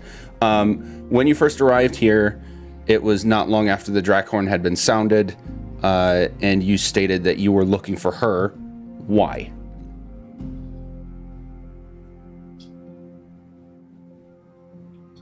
We've been sent to find her by the city of Waterdeep to hopefully aid us in a coming war of dragons or something like that. I'm not really sure yet what's going on. That's a bit above my pay grade, but we desperately need help. She'll actually chime in at this point, arms still crossed, and sort of belt out, what help can I supply that the Brotherhood has not already given? And if player use are confused about that statement, character use would understand that to mean the Arcane Brotherhood, which is the organization that she was working with, not hired by, but working with to come on the mission here in the first place. I know that it's been a while, but that's information you were given as a sort of briefing before coming on this excursion. Did the Arcane Brotherhood disappear? I don't know. They lost communication with her like months ago. Okay. Oh. Yep. And, yes. We're here on behalf of them. Also, And you how guys, do I- charisma is my second lowest stat. Please help if you feel necessary. I'm gonna divulge a little bit of I don't want to call it my secret, but my style, I guess, with you. I'm not... Here's what I like to do when it comes to interacting with other people and creatures in the world around you. If you're discussing something with them that is like in some way, shape, or form related to their sort of intentions or agenda, I'm not going to make you roll. That's full-on role play for me, because I think that gets ruined by some of the as-written mechanics for D&D. So that's a heavy modification that I like to do. If I'm making you roll, it's for other motivations. Okay. So yeah, I just let her know that they're the ones who sent us.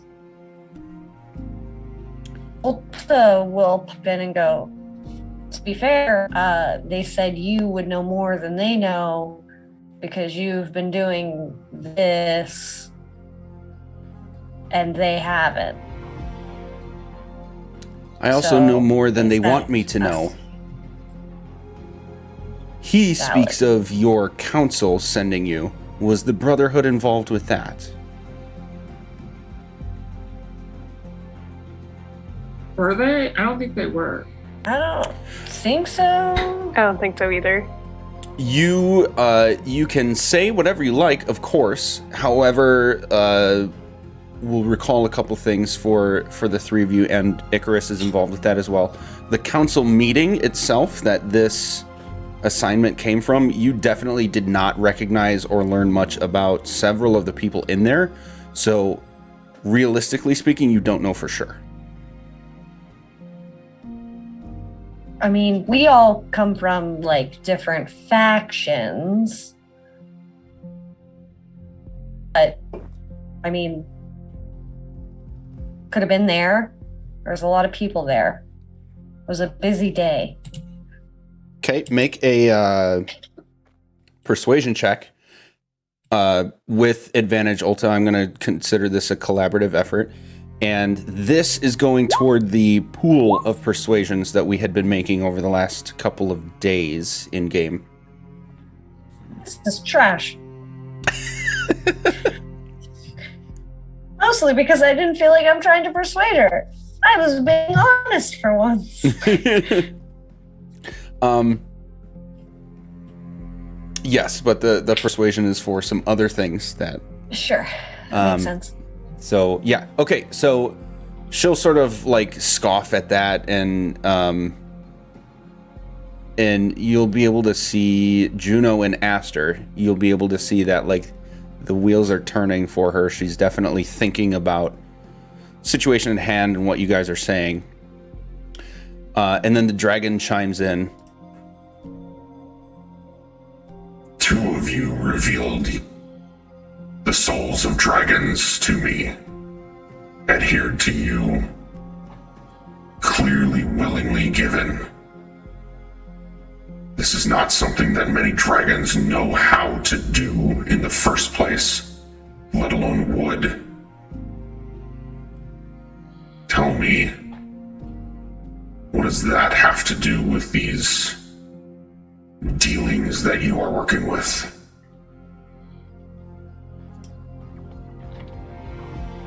At this point, I think Aster would like let the shorter members of the party have off of her back and let the wild shape kind of melt away back to her regular form. Just say something along the lines of, there are very dark dealings happening just out in the entire world right now, quite honestly. We've seen it. And from Greenest to Waterdeep to Baldur's Gate, it's happening everywhere. There are these Red Wizards of Thay. There are these strange shadow warriors that I don't really know how to describe, and followers of Tiamat herself. They're, from what we understand, maybe trying to bring her back to this plane or something. As you mentioned that, like from the mention of the name Tiamat to the end of that sort of with a question mark on the end of it sentence. You'll all very clearly see the dragon's attention and like intentional shift toward like actually looking at you and squinting its eyes, clearly also thinking now. And he'll actually almost kind of cut you off, Aster. So this would not merely be a problem of your people, but everywhere. Exactly. That's why we're here. These souls that were given to my friend and I were part of,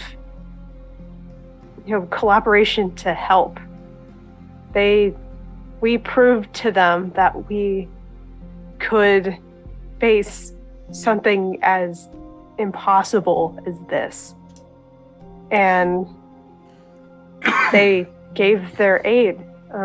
We just simply ask, maybe not even for your aid, but just some information, just something to guide us closer to this hoard that is going to really just set off all of this. The track is going to approach very quickly from this moment forward. We don't have much more time before things get more serious, I don't think.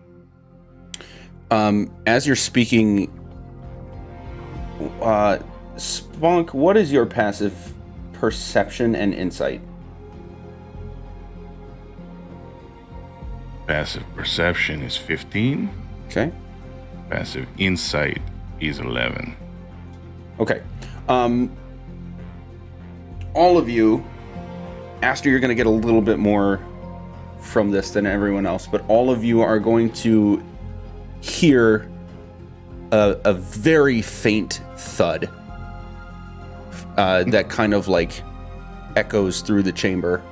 And you, Aster, you can see that the dragon and Maccath's attention is so fixated on you guys right now that they don't even notice. But all of you are able to notice this very faint thud off it in a distance. What is the information that you seek, then? We wish to know where this Horn of Dragons is. We know it's up north, but we don't know exactly where.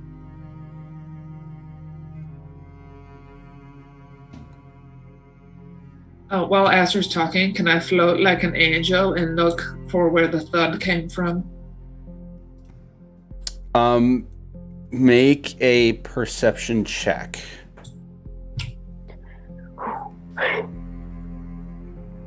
Perception check. Yes! Ooh. Queen! 29, please. Let Okay. me see across space and time. You are breaking the fourth wall. The sound was so faint that even with as good of a perception as you're able, like how quickly you're able to react to it, all you're really able to glean is that it came from somewhere above.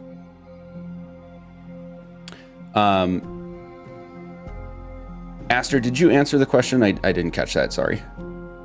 Yes. What we information? Wish to know where the Horn of Dragons is. We know it's up north, but we don't really know where.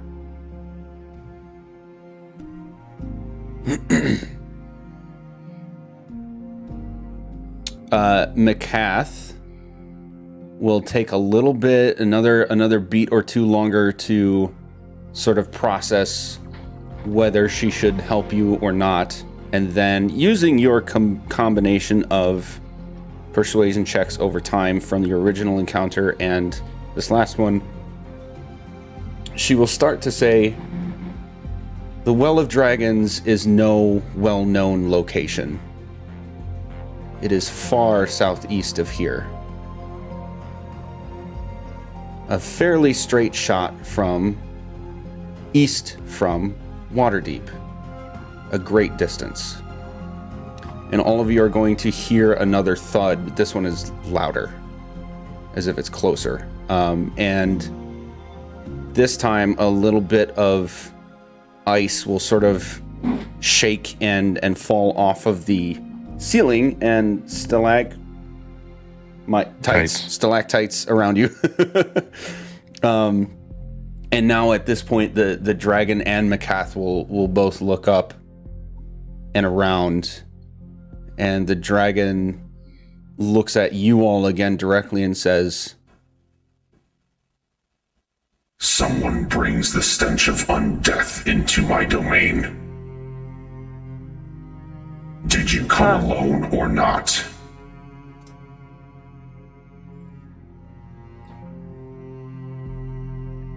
No, As far we as came me, no. together as a group. At this point, I will say I am going to use Cure Wounds on myself because, dear Lord, I'm scared. So I'm gonna do we're just gonna do like a 4th level Cure Wounds. We're just gonna do that real fast. Also, Magic, when you said above, did you mean like above on the map, or above as in literally above us? Yeah, literally above you, not like north on the map. Okay. Yeah. Then I did not mean to move over here. Gotcha. Juno, I'm gonna use that same passive perception. That was clearly something indicating the thud's origination was closer, not just more forceful than the original. I'm just gonna keep my eyes peeled. Actually,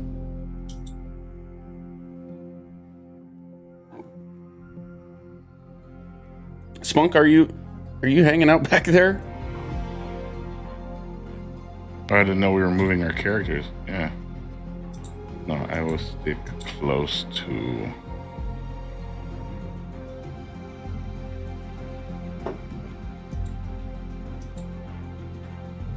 Yeah, that sounds right. There. Okay. Yeah, to answer their question, as far as we know, we came alone. Another thud much closer, and actually a few of the larger pillars from your north or northeastern direction will fall to the ground. The dragon's going to look directly at you all. Everybody make a persuasion check, please. Whoa. am I allowed to cast guidance on myself? Yeah, I'm gonna do the same thing. Okay.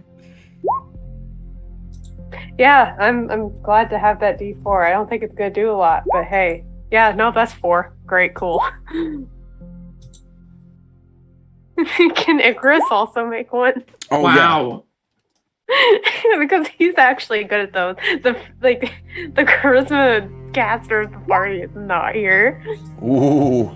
Okay, thank you, Icarus. There's Icarus helping. Oh my god.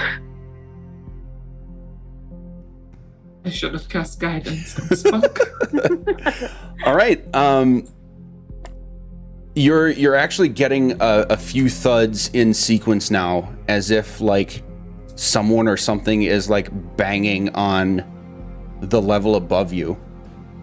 And the dragon will turn to Maccath, and she's got this very concerned look on her face, but gives him a nod and climbs atop to his shoulders as if they're readying for something, and he will look to you all and say, It seems you have an opportunity to prove it. Or not. and with one more giant thud, you all are going to see just this humongous section of the ceiling to your north crumble to the ground with a loud rumbling and banging of all these pillars of ice and crystalline everything around you. And through it come two figures. One is very large. The other is, it looks about your size. They slam to the ground, and when they hit the ground, you see this like flash, almost as if lightning just struck. And with a roar, you see familiar blue dragon, and one Langdodrosa Cyanrath. Fucking knew Fuck it. that guy. I fucking knew it. Fuck both of them. For those of us at home who have not seen this guy before, Bright. Bright's seen him before because of the little behind the scenes Get Bright on Board session that we had. However, this fucking guy, I can just do this from his token. What am I thinking? I don't know anything. Empty brain. This guy That guy. was essentially the Such ringleader chaos. of all the shenanigans that happened at the very beginning of our campaign with the raid at Greenest, along with this very blue dragon. However, for those of you who have seen this dragon before, it looks slightly different, as well as Langdodrosa himself. The dragon has this sort of exoskeletal looking almost armor. It almost looks as if it's wearing the bones of another dragon as an enhancement to itself. Langdodrosa has these bloodshot, beet red eyes, and all he really says to you with his now rotten looking skin and scales is, Targets acquired. initiative. Here we go. We've got some vengeance coming at you. Ah. Well, I forgot to Shit. select my token, so I don't do the roll 20 11. tracker, so you're good. Aster 11. Juno 5. I'm a cleric. And Spunk. 26. Whoa. Damn. Okay. All right. We have seen now the entrance of the big blue dragon that you recognize, as well as a very undead Langdodrosa Cyanrath, who are coming at you guys very intentionally with murderous intent. So, Spunk, you are the first. Oh, wait, no. We had a thing to answer for Juno. What did you want to do? You are muted. I would like to poop out an aura of life. All right, let's roll. Let's flip a coin. Roll a D2, please. 1, you get it. 2, you don't.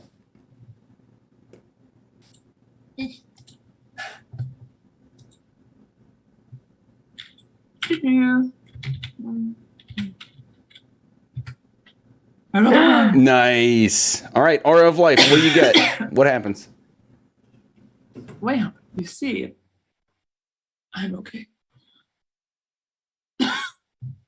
Boop. Oh, cool. I give myself. Wait, that didn't. What's Tell me going on? that's a joke. No, that's not what it is. I don't know what's going on. Tell me that's a joke. Did it do it again? Same It thing. did. Okay. Okay. Well, I'm gonna just copy paste this to here.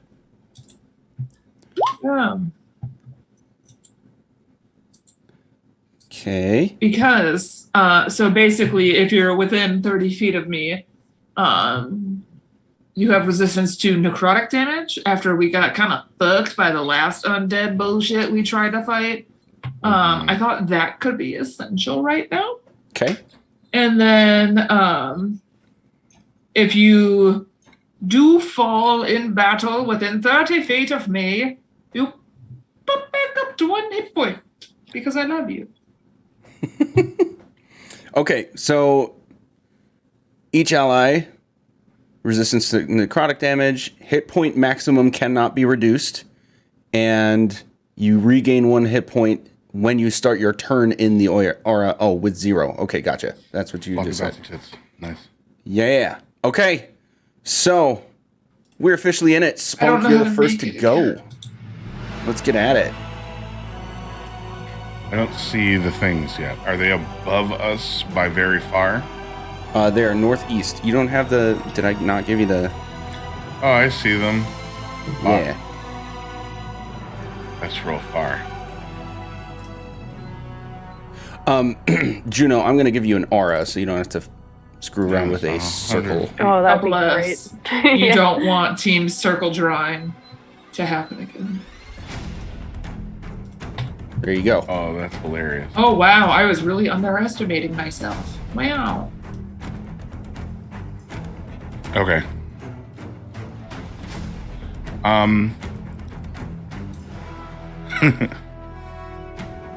Spunk starts plucking the tiny, barely visible warts on his body.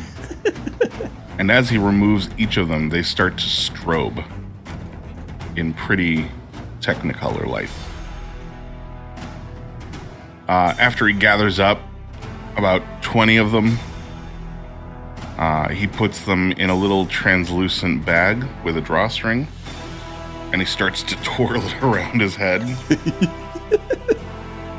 until it's getting enough centrifuge where he's now spinning, holding onto it like a hammer throw. And so he's just revolving as fast as he can, but he's holding it out in front of him as he revolves, and he lets it go, and it's going to go sailing right here.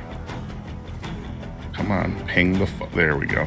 Okay. Right in between this fucker and his pet boy Blue. Okay.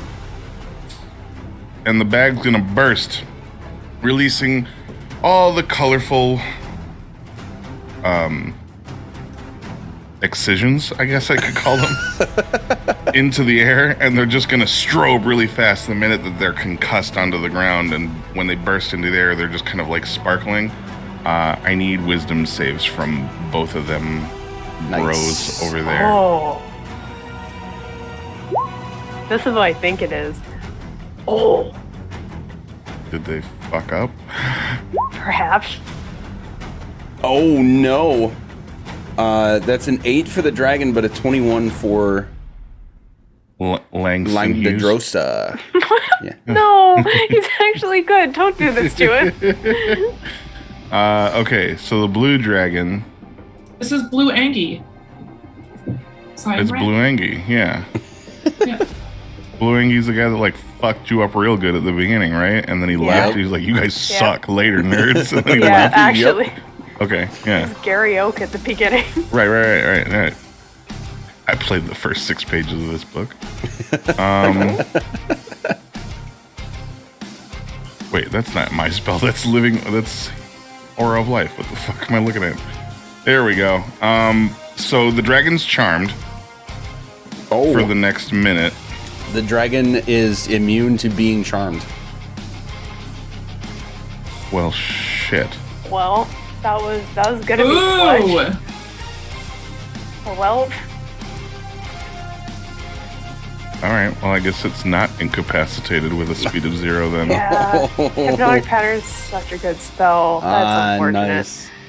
Yeah, you'll see that you probably had a decent chance at effect on both of them, but the dragon just doesn't even pay attention to what just happened. In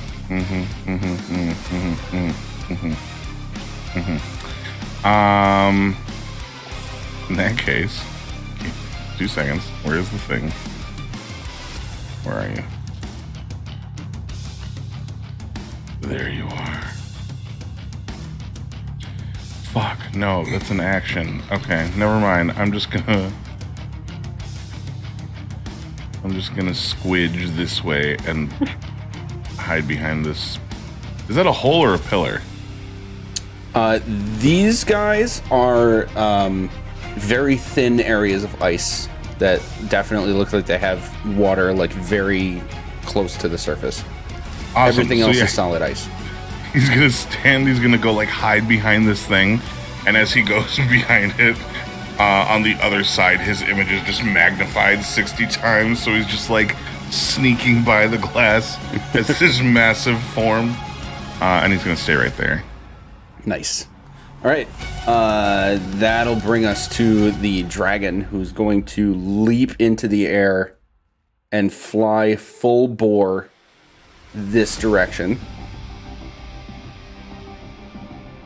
And scream lightning directly at the other dragon. And then we're going to be at Cyanrath, who is going to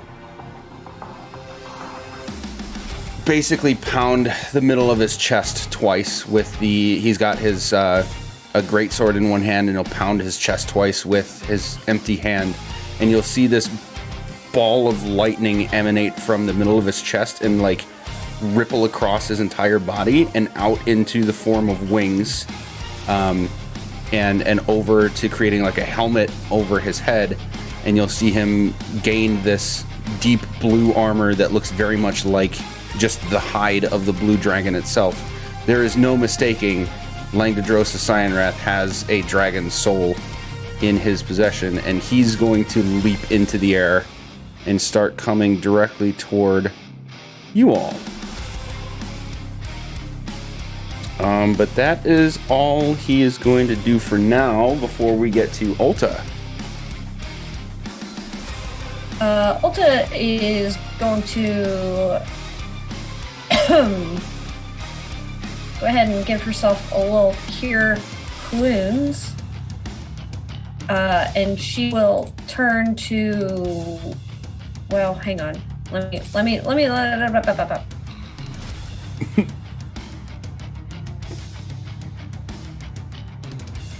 Okay, let's go.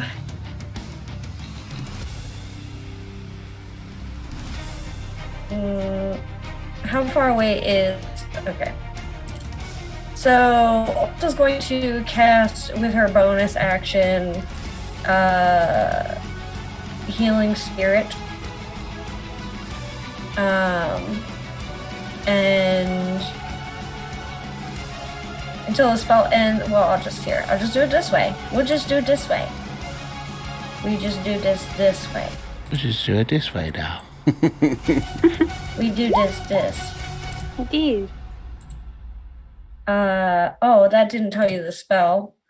So I'll just copy and paste it. But basically, I get surrounded by little tiny fey creatures. Little tiny burbs everywhere.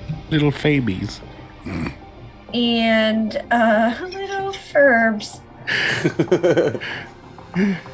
So, the spirit can heal a number of times equal to 1 plus your spellcasting modifier. Blah, blah, blah, blah. As a bonus action, you can move the spirit up to 30 feet to a space you can see. I am going to bonus action have it heal me 9 points, and then I'm going to move it so that it is on top of Aster. Okay, here's what I'm going to do. I'm going to make a copy of your token, Ulta. So that you have possession of it. I will make it have that aura. What was the radius? 60-foot cube? Oh, 5-foot cube. Yeah. Right. I have a question. Yeah. Yeah. Mr. DM, Yeah. would you also be curious to know what Chrissy's fae look like when they circle around her? Because I'm super curious. Yeah. Describe away. Yeah, so, So Spunk would normally see what would be in battle or any sort of combat kingfisher birds as her swarm. The more healing sort of things is going to be like little tiny, wow, that's a big square. It's a 60-foot cube, I think, right? How? I thought it was a 5-foot cube. The space it occupies is a 5-foot cube, but the range on the... What? Oh, no, it is a 5-foot... The range on the spell is 60 feet. I'm dumb. Sorry, keep going. I was like, well, no, I don't want that. I don't want all of them to have that. That's no good. There you go. Anywho, keep going. Oopsies. So the more healing, calmer sort of energies that you would see around would be like lightning bugs, or the sound of like nighttime bugs with crickets and things like that. A little bit more calming and soothing, but they are sparkly like little fake creatures. She would definitely try to eat one of the crickets, but won't. There it is. All right, so you did that. You healed yourself. You moved it over to where Aster is. It can't occupy the same space as Aster, so I'm going to put it right next to her. Unless you want it like floating in the air above. No, I just want it moving to her so it can heal her for number 2 the second time it can heal. Gotcha. That was the bonus action. So action, I guess, buddy, we're gonna do just 2 little crossbow bolts. Bing bang. Against who? Or what? Oh, I assumed you would just automatically assume it was Langdarosa Sign Wrath because that guy's a real motherfucker. But I'll ping him right over here. You know, this guy, this real ping. Okay, and that is... Yep, that'll hit. Both both. will hit? Sorry, no, the second one will hit, but not the first one. Lame. Had a feeling. All right.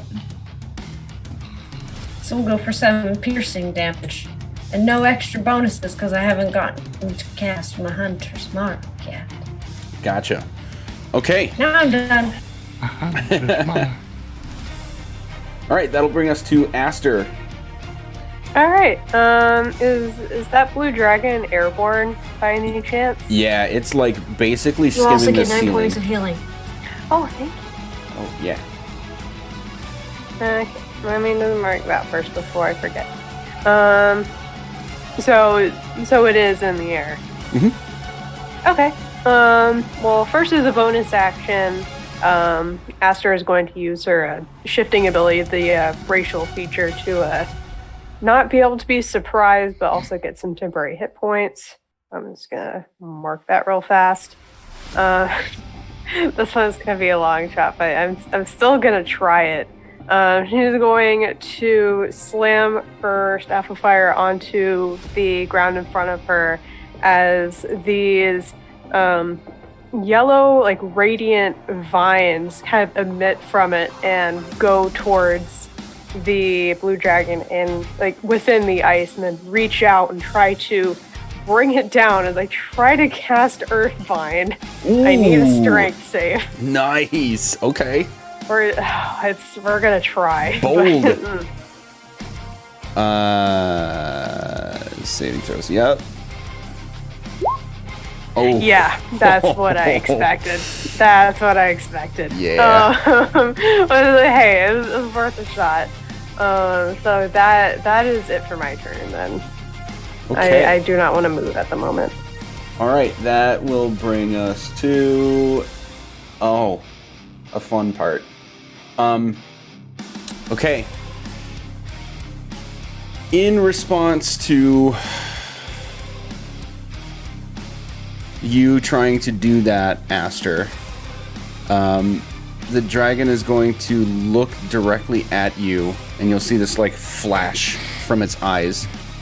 You need to make a wisdom save. Okay. I'm supposedly good at these.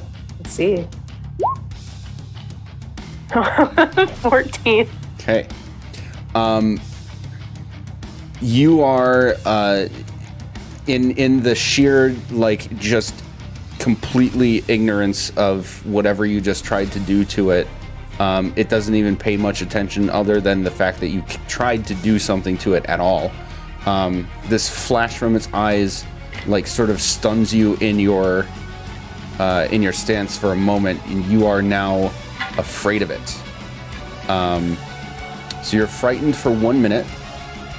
You do get to repeat the saving throw at the end of each of your turns, and I will let you look up what frightened means. And then we have... This is going to be interesting. From the hole in the ceiling, you're going to see these, like... At first, it's just like, are those bodies? You're going to see 6 bodies just, like, ragdoll thunk to the ground, and then, like, a hand pops up and a leg, and they sort of, like, reform as a bunch of zombies join the fray. So what you're telling me is you let the bodies hit the floor. The bodies did indeed hit the floor. Appropriate reference with the style of music that I just started playing now too. I like it. And that's all they can do for now. It's Juno's turn. I knew I would go someday. Okay.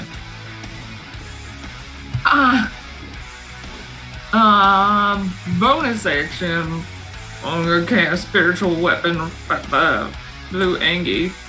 Okay. Right where I put that convenient white circle. 'Cause I don't How about that? know how to use the internet. I'm There. gonna try to attack him. Okay.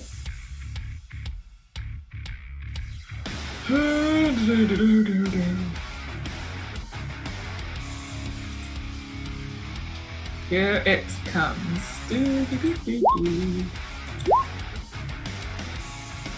Guessing a 17 does not hit this man. It does not. Well, fuck. And then as my normal action, I gotta see how this works real quick.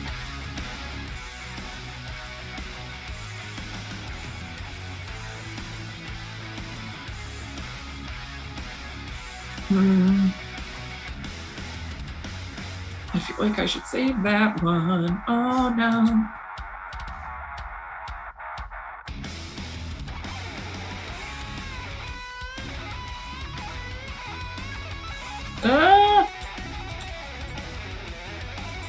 I'm gonna do something kind of dumb.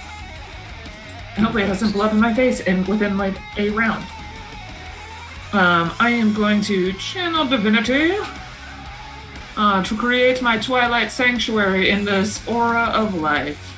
Fortunately, they are the exact same size. But now I have more notes for friends.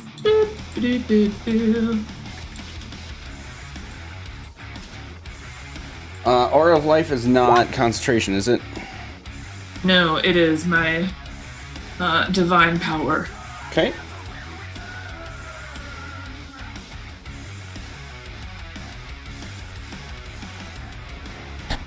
And I Nice. posted the details of that in chat, but basically it is a little bit easier to see in here.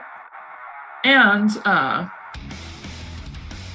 when you end your turn in here, you can either get 1d6 plus 11 temporary hit points, or I can end the effect of you being charmed or frightened. So can't be charmed or frightened, or and you have resistance to necrotic damage are really the 3 important steps Yes. to remember when you're in the yellow zone. So someone can still be charmed or frightened, but when they end their turn within that, you can remove it. Yep. Okay, so it would be a short-lived if you choose to end that. Okay. Anything Yep. else? Basically, it's a fun run around in this space. Pop out if you need to. I guess I'll move this way. Yes. Okay. Icarus. I really don't want to do that thing. Okay. Yeah, I don't want to spoil the things that he's working on. So I'm gonna have him. He's gonna take a knee again. Longbow shot at Langdodrosa because he's really good at that, and that definitely hits. For 10 piercing damage. And then we're back at the top. Spunk. Okay. Where'd my spell go?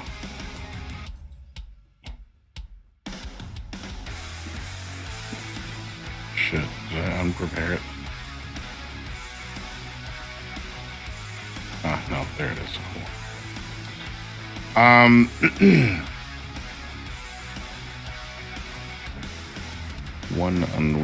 One willing creature. Okay. Who's closest to me here? Who am I looking at? I got Aster. I don't know who. I don't recognize your tokens. That's Icarus. Icarus is here, Aster's here, and Ulta's down here. Okay. In that case, And Juno's up here. Juno's The goth-looking yeah. bitch. Oh, I did it dumb. I want to run up there. And I'm gonna pull out a jar from under my loincloth. And it's a jar of this really shiny grease. And it's got like a little animal skin kind of rubber banded around the top to seal it off. And he pulls that off, reaches in there down to like the forearm and pulls out like a clump of grease and just claps it right on your forehead. This is a good invention of mine. It's very greasy. You'll be very greased. This is an invention I call grease. And he's going to cast haste on you. Oh.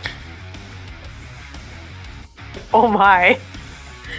And who was We're that? gonna do this again. We're gonna My be favorite hasting animal invention. again. I call it grease. You'll be very greased. Just don't worry about it. Go very fast. Just be like, you know, like you're greased. Like grease. Grease makes things go fast. You get it? I get it. And who was that too? Aster. Got it. Okay. Big fast bear. And I believe I'm going to scoop up a few stones from the ground and cast Magic Stone as they start to hover around his wrist. Nice. Okay. The crystal dragon. You guys never learned its name, did you? Darn. Not formally. I remember taking it from the actual like name card for my notes, but I don't think we actually learned its Is it- character. Is it Jemima?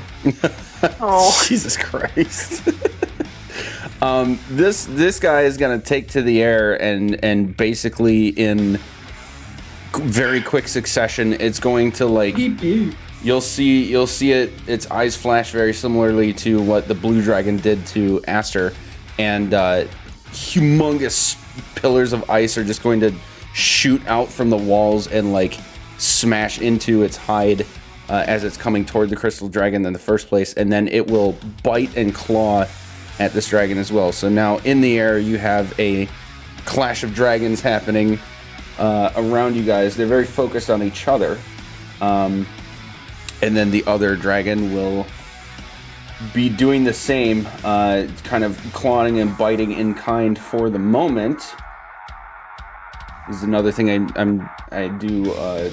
I like to narrate through some of the stuff when it's like just the other guys fighting each other, not necessarily you guys. I'm just using the sort of flat values for attacks and getting through it quickly so we can cycle through the initiative order. Then Maccath, you'll see Maccath begin to cast a spell, and Cyanrath actually diverts his attention to that for just a second. Doesn't do anything about it, but sort of diverts his attention for a second. You'll see this beam of like purple and green and blue energy come from her staff and clash with the chest of the blue dragon. Then we come down to Langdodrosa, who's going to be flying at you, Juno, and just give this aggressive slam of his greatsword at you. There it is. With a 15 to hit.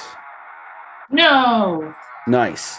And then he's going to breathe lightning at you.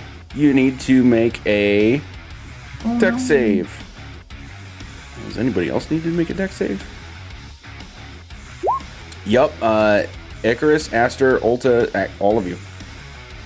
All of you are in range. 10, 20, 30. Nope, not Ulta. Everybody except Ulta.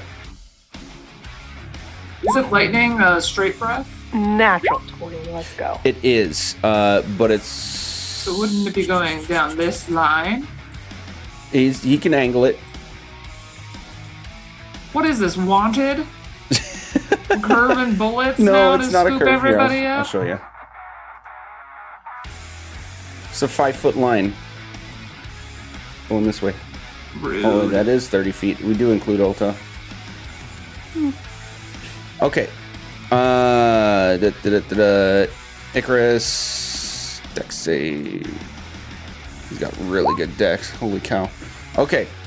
Spunk, you're taking the full damage. Everybody else, you are taking half of 22 lightning damage. This is gonna suck. Wait, was I in that? No, right? Yes, you're in it. Well, shit in my face. I did roll then. It was a natural 1. How much damage was that? 22. Yeah, for everybody else, it's 11. And Shit, then cockballs, fuck. we are on Ulta. She, just so you know, the little aura thing that she had is now gone. Oh, really? Okay. Yeah, it only lasts for her spellcasting bonus, and those only 2 rounds. So her and somebody else. Gotcha. So she's going to very quickly Hunter's Mark, Lenga, Rosa, Taya, and Wrath. Okay. Wow. Wow. And then she's going to do 2. She's going to move a smidge, though, because she doesn't want that to happen again. Oh, jeez. Sorry, chat.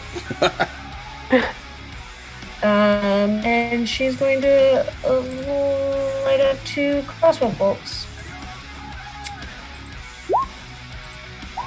Against him still? Yes. Okay. Which- The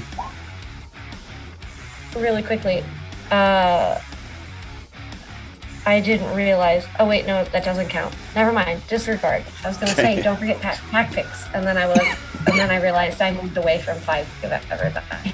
yes. Just kidding. Okay. The 27 will hit. 6. We'll do this guy plus this guy. So 15 piercing. Okay. And then I will take 15 temp HP at the end of my turn, which is now. Yeah. Okay, and as a reminder for temp HP, since that may end up happening multiple times for at least some people, when you take when you take temp HP, it always replaces what you have. So you can make the choice to just keep what you have or take the new source. Even if it's the same source, temp HP never really stacks. Cool. Okay, so are you saying I can just add it to my regular HP? No, it's still to heal it? temporary. It's still temp. Okay. Yeah, but then when either this activates again for you or any other source gives you temporary hit points, the new source will replace your existing temporary hit points. They don't add to each other. And if I die, they also go away. Oops. Aster, you're up. Oh boy. Okay, so I'm not sure if I entirely understood. Is Sirenwrath also airborne then? Or is he on the ground? He's He came technically and airborne. slashed me in the face. Yeah, so he's like horizontal along with the ground and like slashed at Juno. So he's like airplane mode, but like 5 feet off the ground. So it's basically like Okay. he's still standing. Okay. Yeah. Cool. I'm also hasted. This is gonna be absolutely wild, y'all. Okay. In getting frightened by this adult blue dragon, I feel like it made Aster feel like really small. And it's like, I'm not small. I can be really large sometimes. and she is going to cast polymorph on herself. Nice. And she is going to become a mammoth. Oh shit! We're doing this again. Is that the 3 squares? I think Yeah, that's 3 they're squares. huge. Yeah. They're huge. Aster's huge. I'm big. And now, okay, and then that's one action, and then, oh yeah, I have 40 feet, so I can just kind of, I'm gonna go around the way that my teammates aren't, so I don't, like, trample them, because I am at least mindful that I am large, but with 40 feet, I can actually get around in a flank with Juno here. Nice. And since I went over 20 feet, I can do a charging attack first. This is going to be absolutely wild. Oh, it's a gore attack. Okay, so we're gonna do... You're also hasted. I don't know what that does. Yeah, it gives me another action, basically. Oops, sorry about that. Which, like, it allows me to do that. Otherwise, I wouldn't be able to attack, but I can. Yeah. Because of Extra haste, attack it's gonna action. be great. Okay. And don't forget you have +2 to AC and your speed is doubled. Yes. Oh, so it would have been 80 feet. Oh my god. Yeah. That's so fast. That's terrifying. Oh my god. Just visualize that. This massive mammoth going like 80 feet per 6 seconds. That's terrifying. Okay, I don't think 15 hits, so alright. I guess the gore attack won't work, but I still have another thing that I can do, I'm pretty sure. Yes, I can go for a stomp. I'm gonna try a stomp. Stomp? Nope, not gonna stomp either. That's like not even a horrible modifier. I'm just rolling so badly. Yeah. Oh, okay. Rough Well, rolls. cool. What did you roll? Hold on. Wait. I'm 5 and a 3. Hold on, because there's a thing. Oh, for wait, this. I'm flanking, so I get advantage. Why am I like You do. this? Okay, so we'll just You get count that advantage as on like both. first one. First one didn't like hit, I guess. I don't know. Sure. Let's try that again. Try that again. 1. Are you kidding me? They're the same roll. Well, I guess it didn't matter. Heck, off the internet with you. I'm gonna You're not the man use. rocks. I'm gonna use Flash of Genius, the little headband on Spunk's forehead. The gem in the center kind of like glints for a second, and it's gonna add 4 to both of those rolls. It's still not enough to hit. Fuck you, magic. Yeah, All right, sorry. It's fine. It's 635 days since Alright, Spunk did something useful. Oh. Okay, I'm gonna re-roll this wisdom save so I'm not spirited. Yes. Maybe. Okay, Great save. you are no longer frightened. Okay. Anything else? Oh, that was the end of your turn. That's it. Okay. All of these zombies are just gonna start going full bore at you guys as a group. Let's see. And you can see that they are much faster and hardier than you might have expected. That's all they can do for now, but they there. Juno.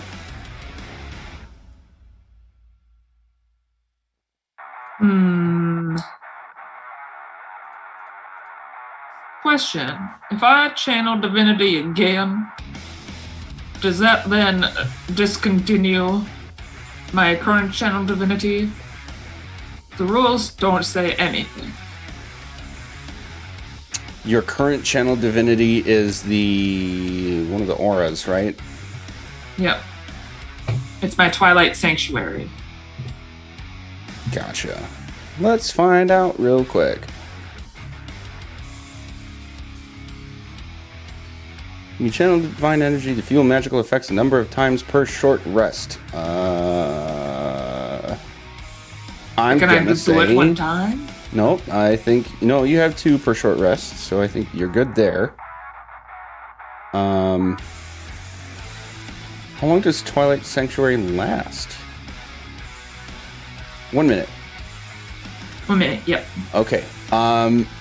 No, I'm gonna say that you can do another one. It doesn't dissipate that. It actually specifically says it's only if you are incapacitated or die or the time runs out. Okay. That was weird. I would like to. Oh, did you blip? I think you blipped. No, I didn't blip. My brain blipped. Oh, did you blip? No, Bright Oh, blipped. no, what have you done to You us? switched Bright? places for a minute. You were playing Bright me and I I was are each playing other you. now. Look at that. I'm an elf. I'm really good at seeing things. Everybody worship me. Yeah, you got the character. You got the part right. There you go. You can play me in the next campaign. So I will then, yes, do that to attempt to destroy undead.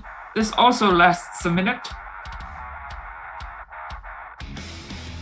Turn undead is where?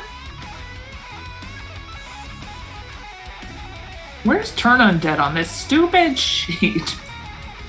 It should be within Maybe, your. like- Yeah, your- like features. I thought it was in features so. and traits, and I'm looking. Turn undead is now destroy undead. It's like a morph of that ability. Yeah. Yes, the unfortunate part is that I need the details of turn undead still to find the distance. I feel like it's also the same amount of Oh. feet. I feel like it's 30 feet, but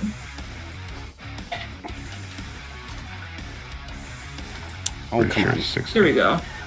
I want to say it's 60 as well.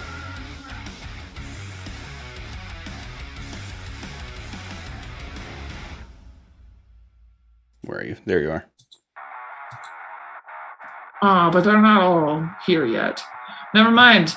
Cancel everything I've just said up to this point. That'll be next turn. This turn, I'm gonna freak the fuck out real quick and pull my lovely scythe over here. It's gonna float above my head. Okay, it's just gonna be in my space with me now. I will forget that it's there, and I'm gonna slash at him. Okay, it will have advantage. Beep, boop, beep. 21 hits. For 6 whole point of damage. Okay. And then for my main action,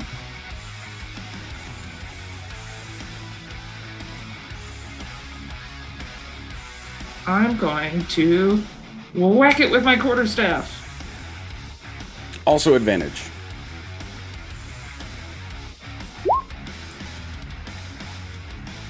That does not hit.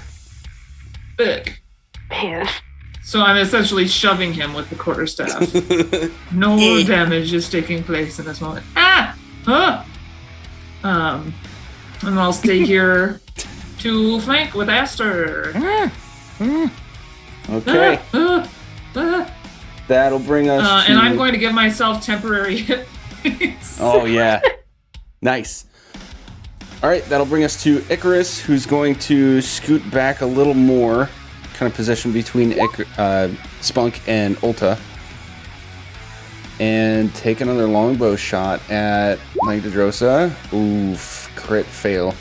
Sails wide, almost actually hits Aster, but I don't do that, so... Yeah, I mean, it would be pretty easy. He is within 5 feet of you.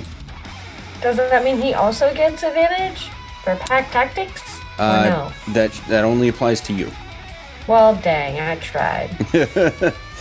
All right. Good effort. That'll bring us to the top of the order, and that is a perfect opportunity for us to call it a night. Pause our encounter there. We went into this knowing that we would not even get close to finishing this fight tonight, so if you're here now, you want to tune in next time to see how this shakes out and what happens.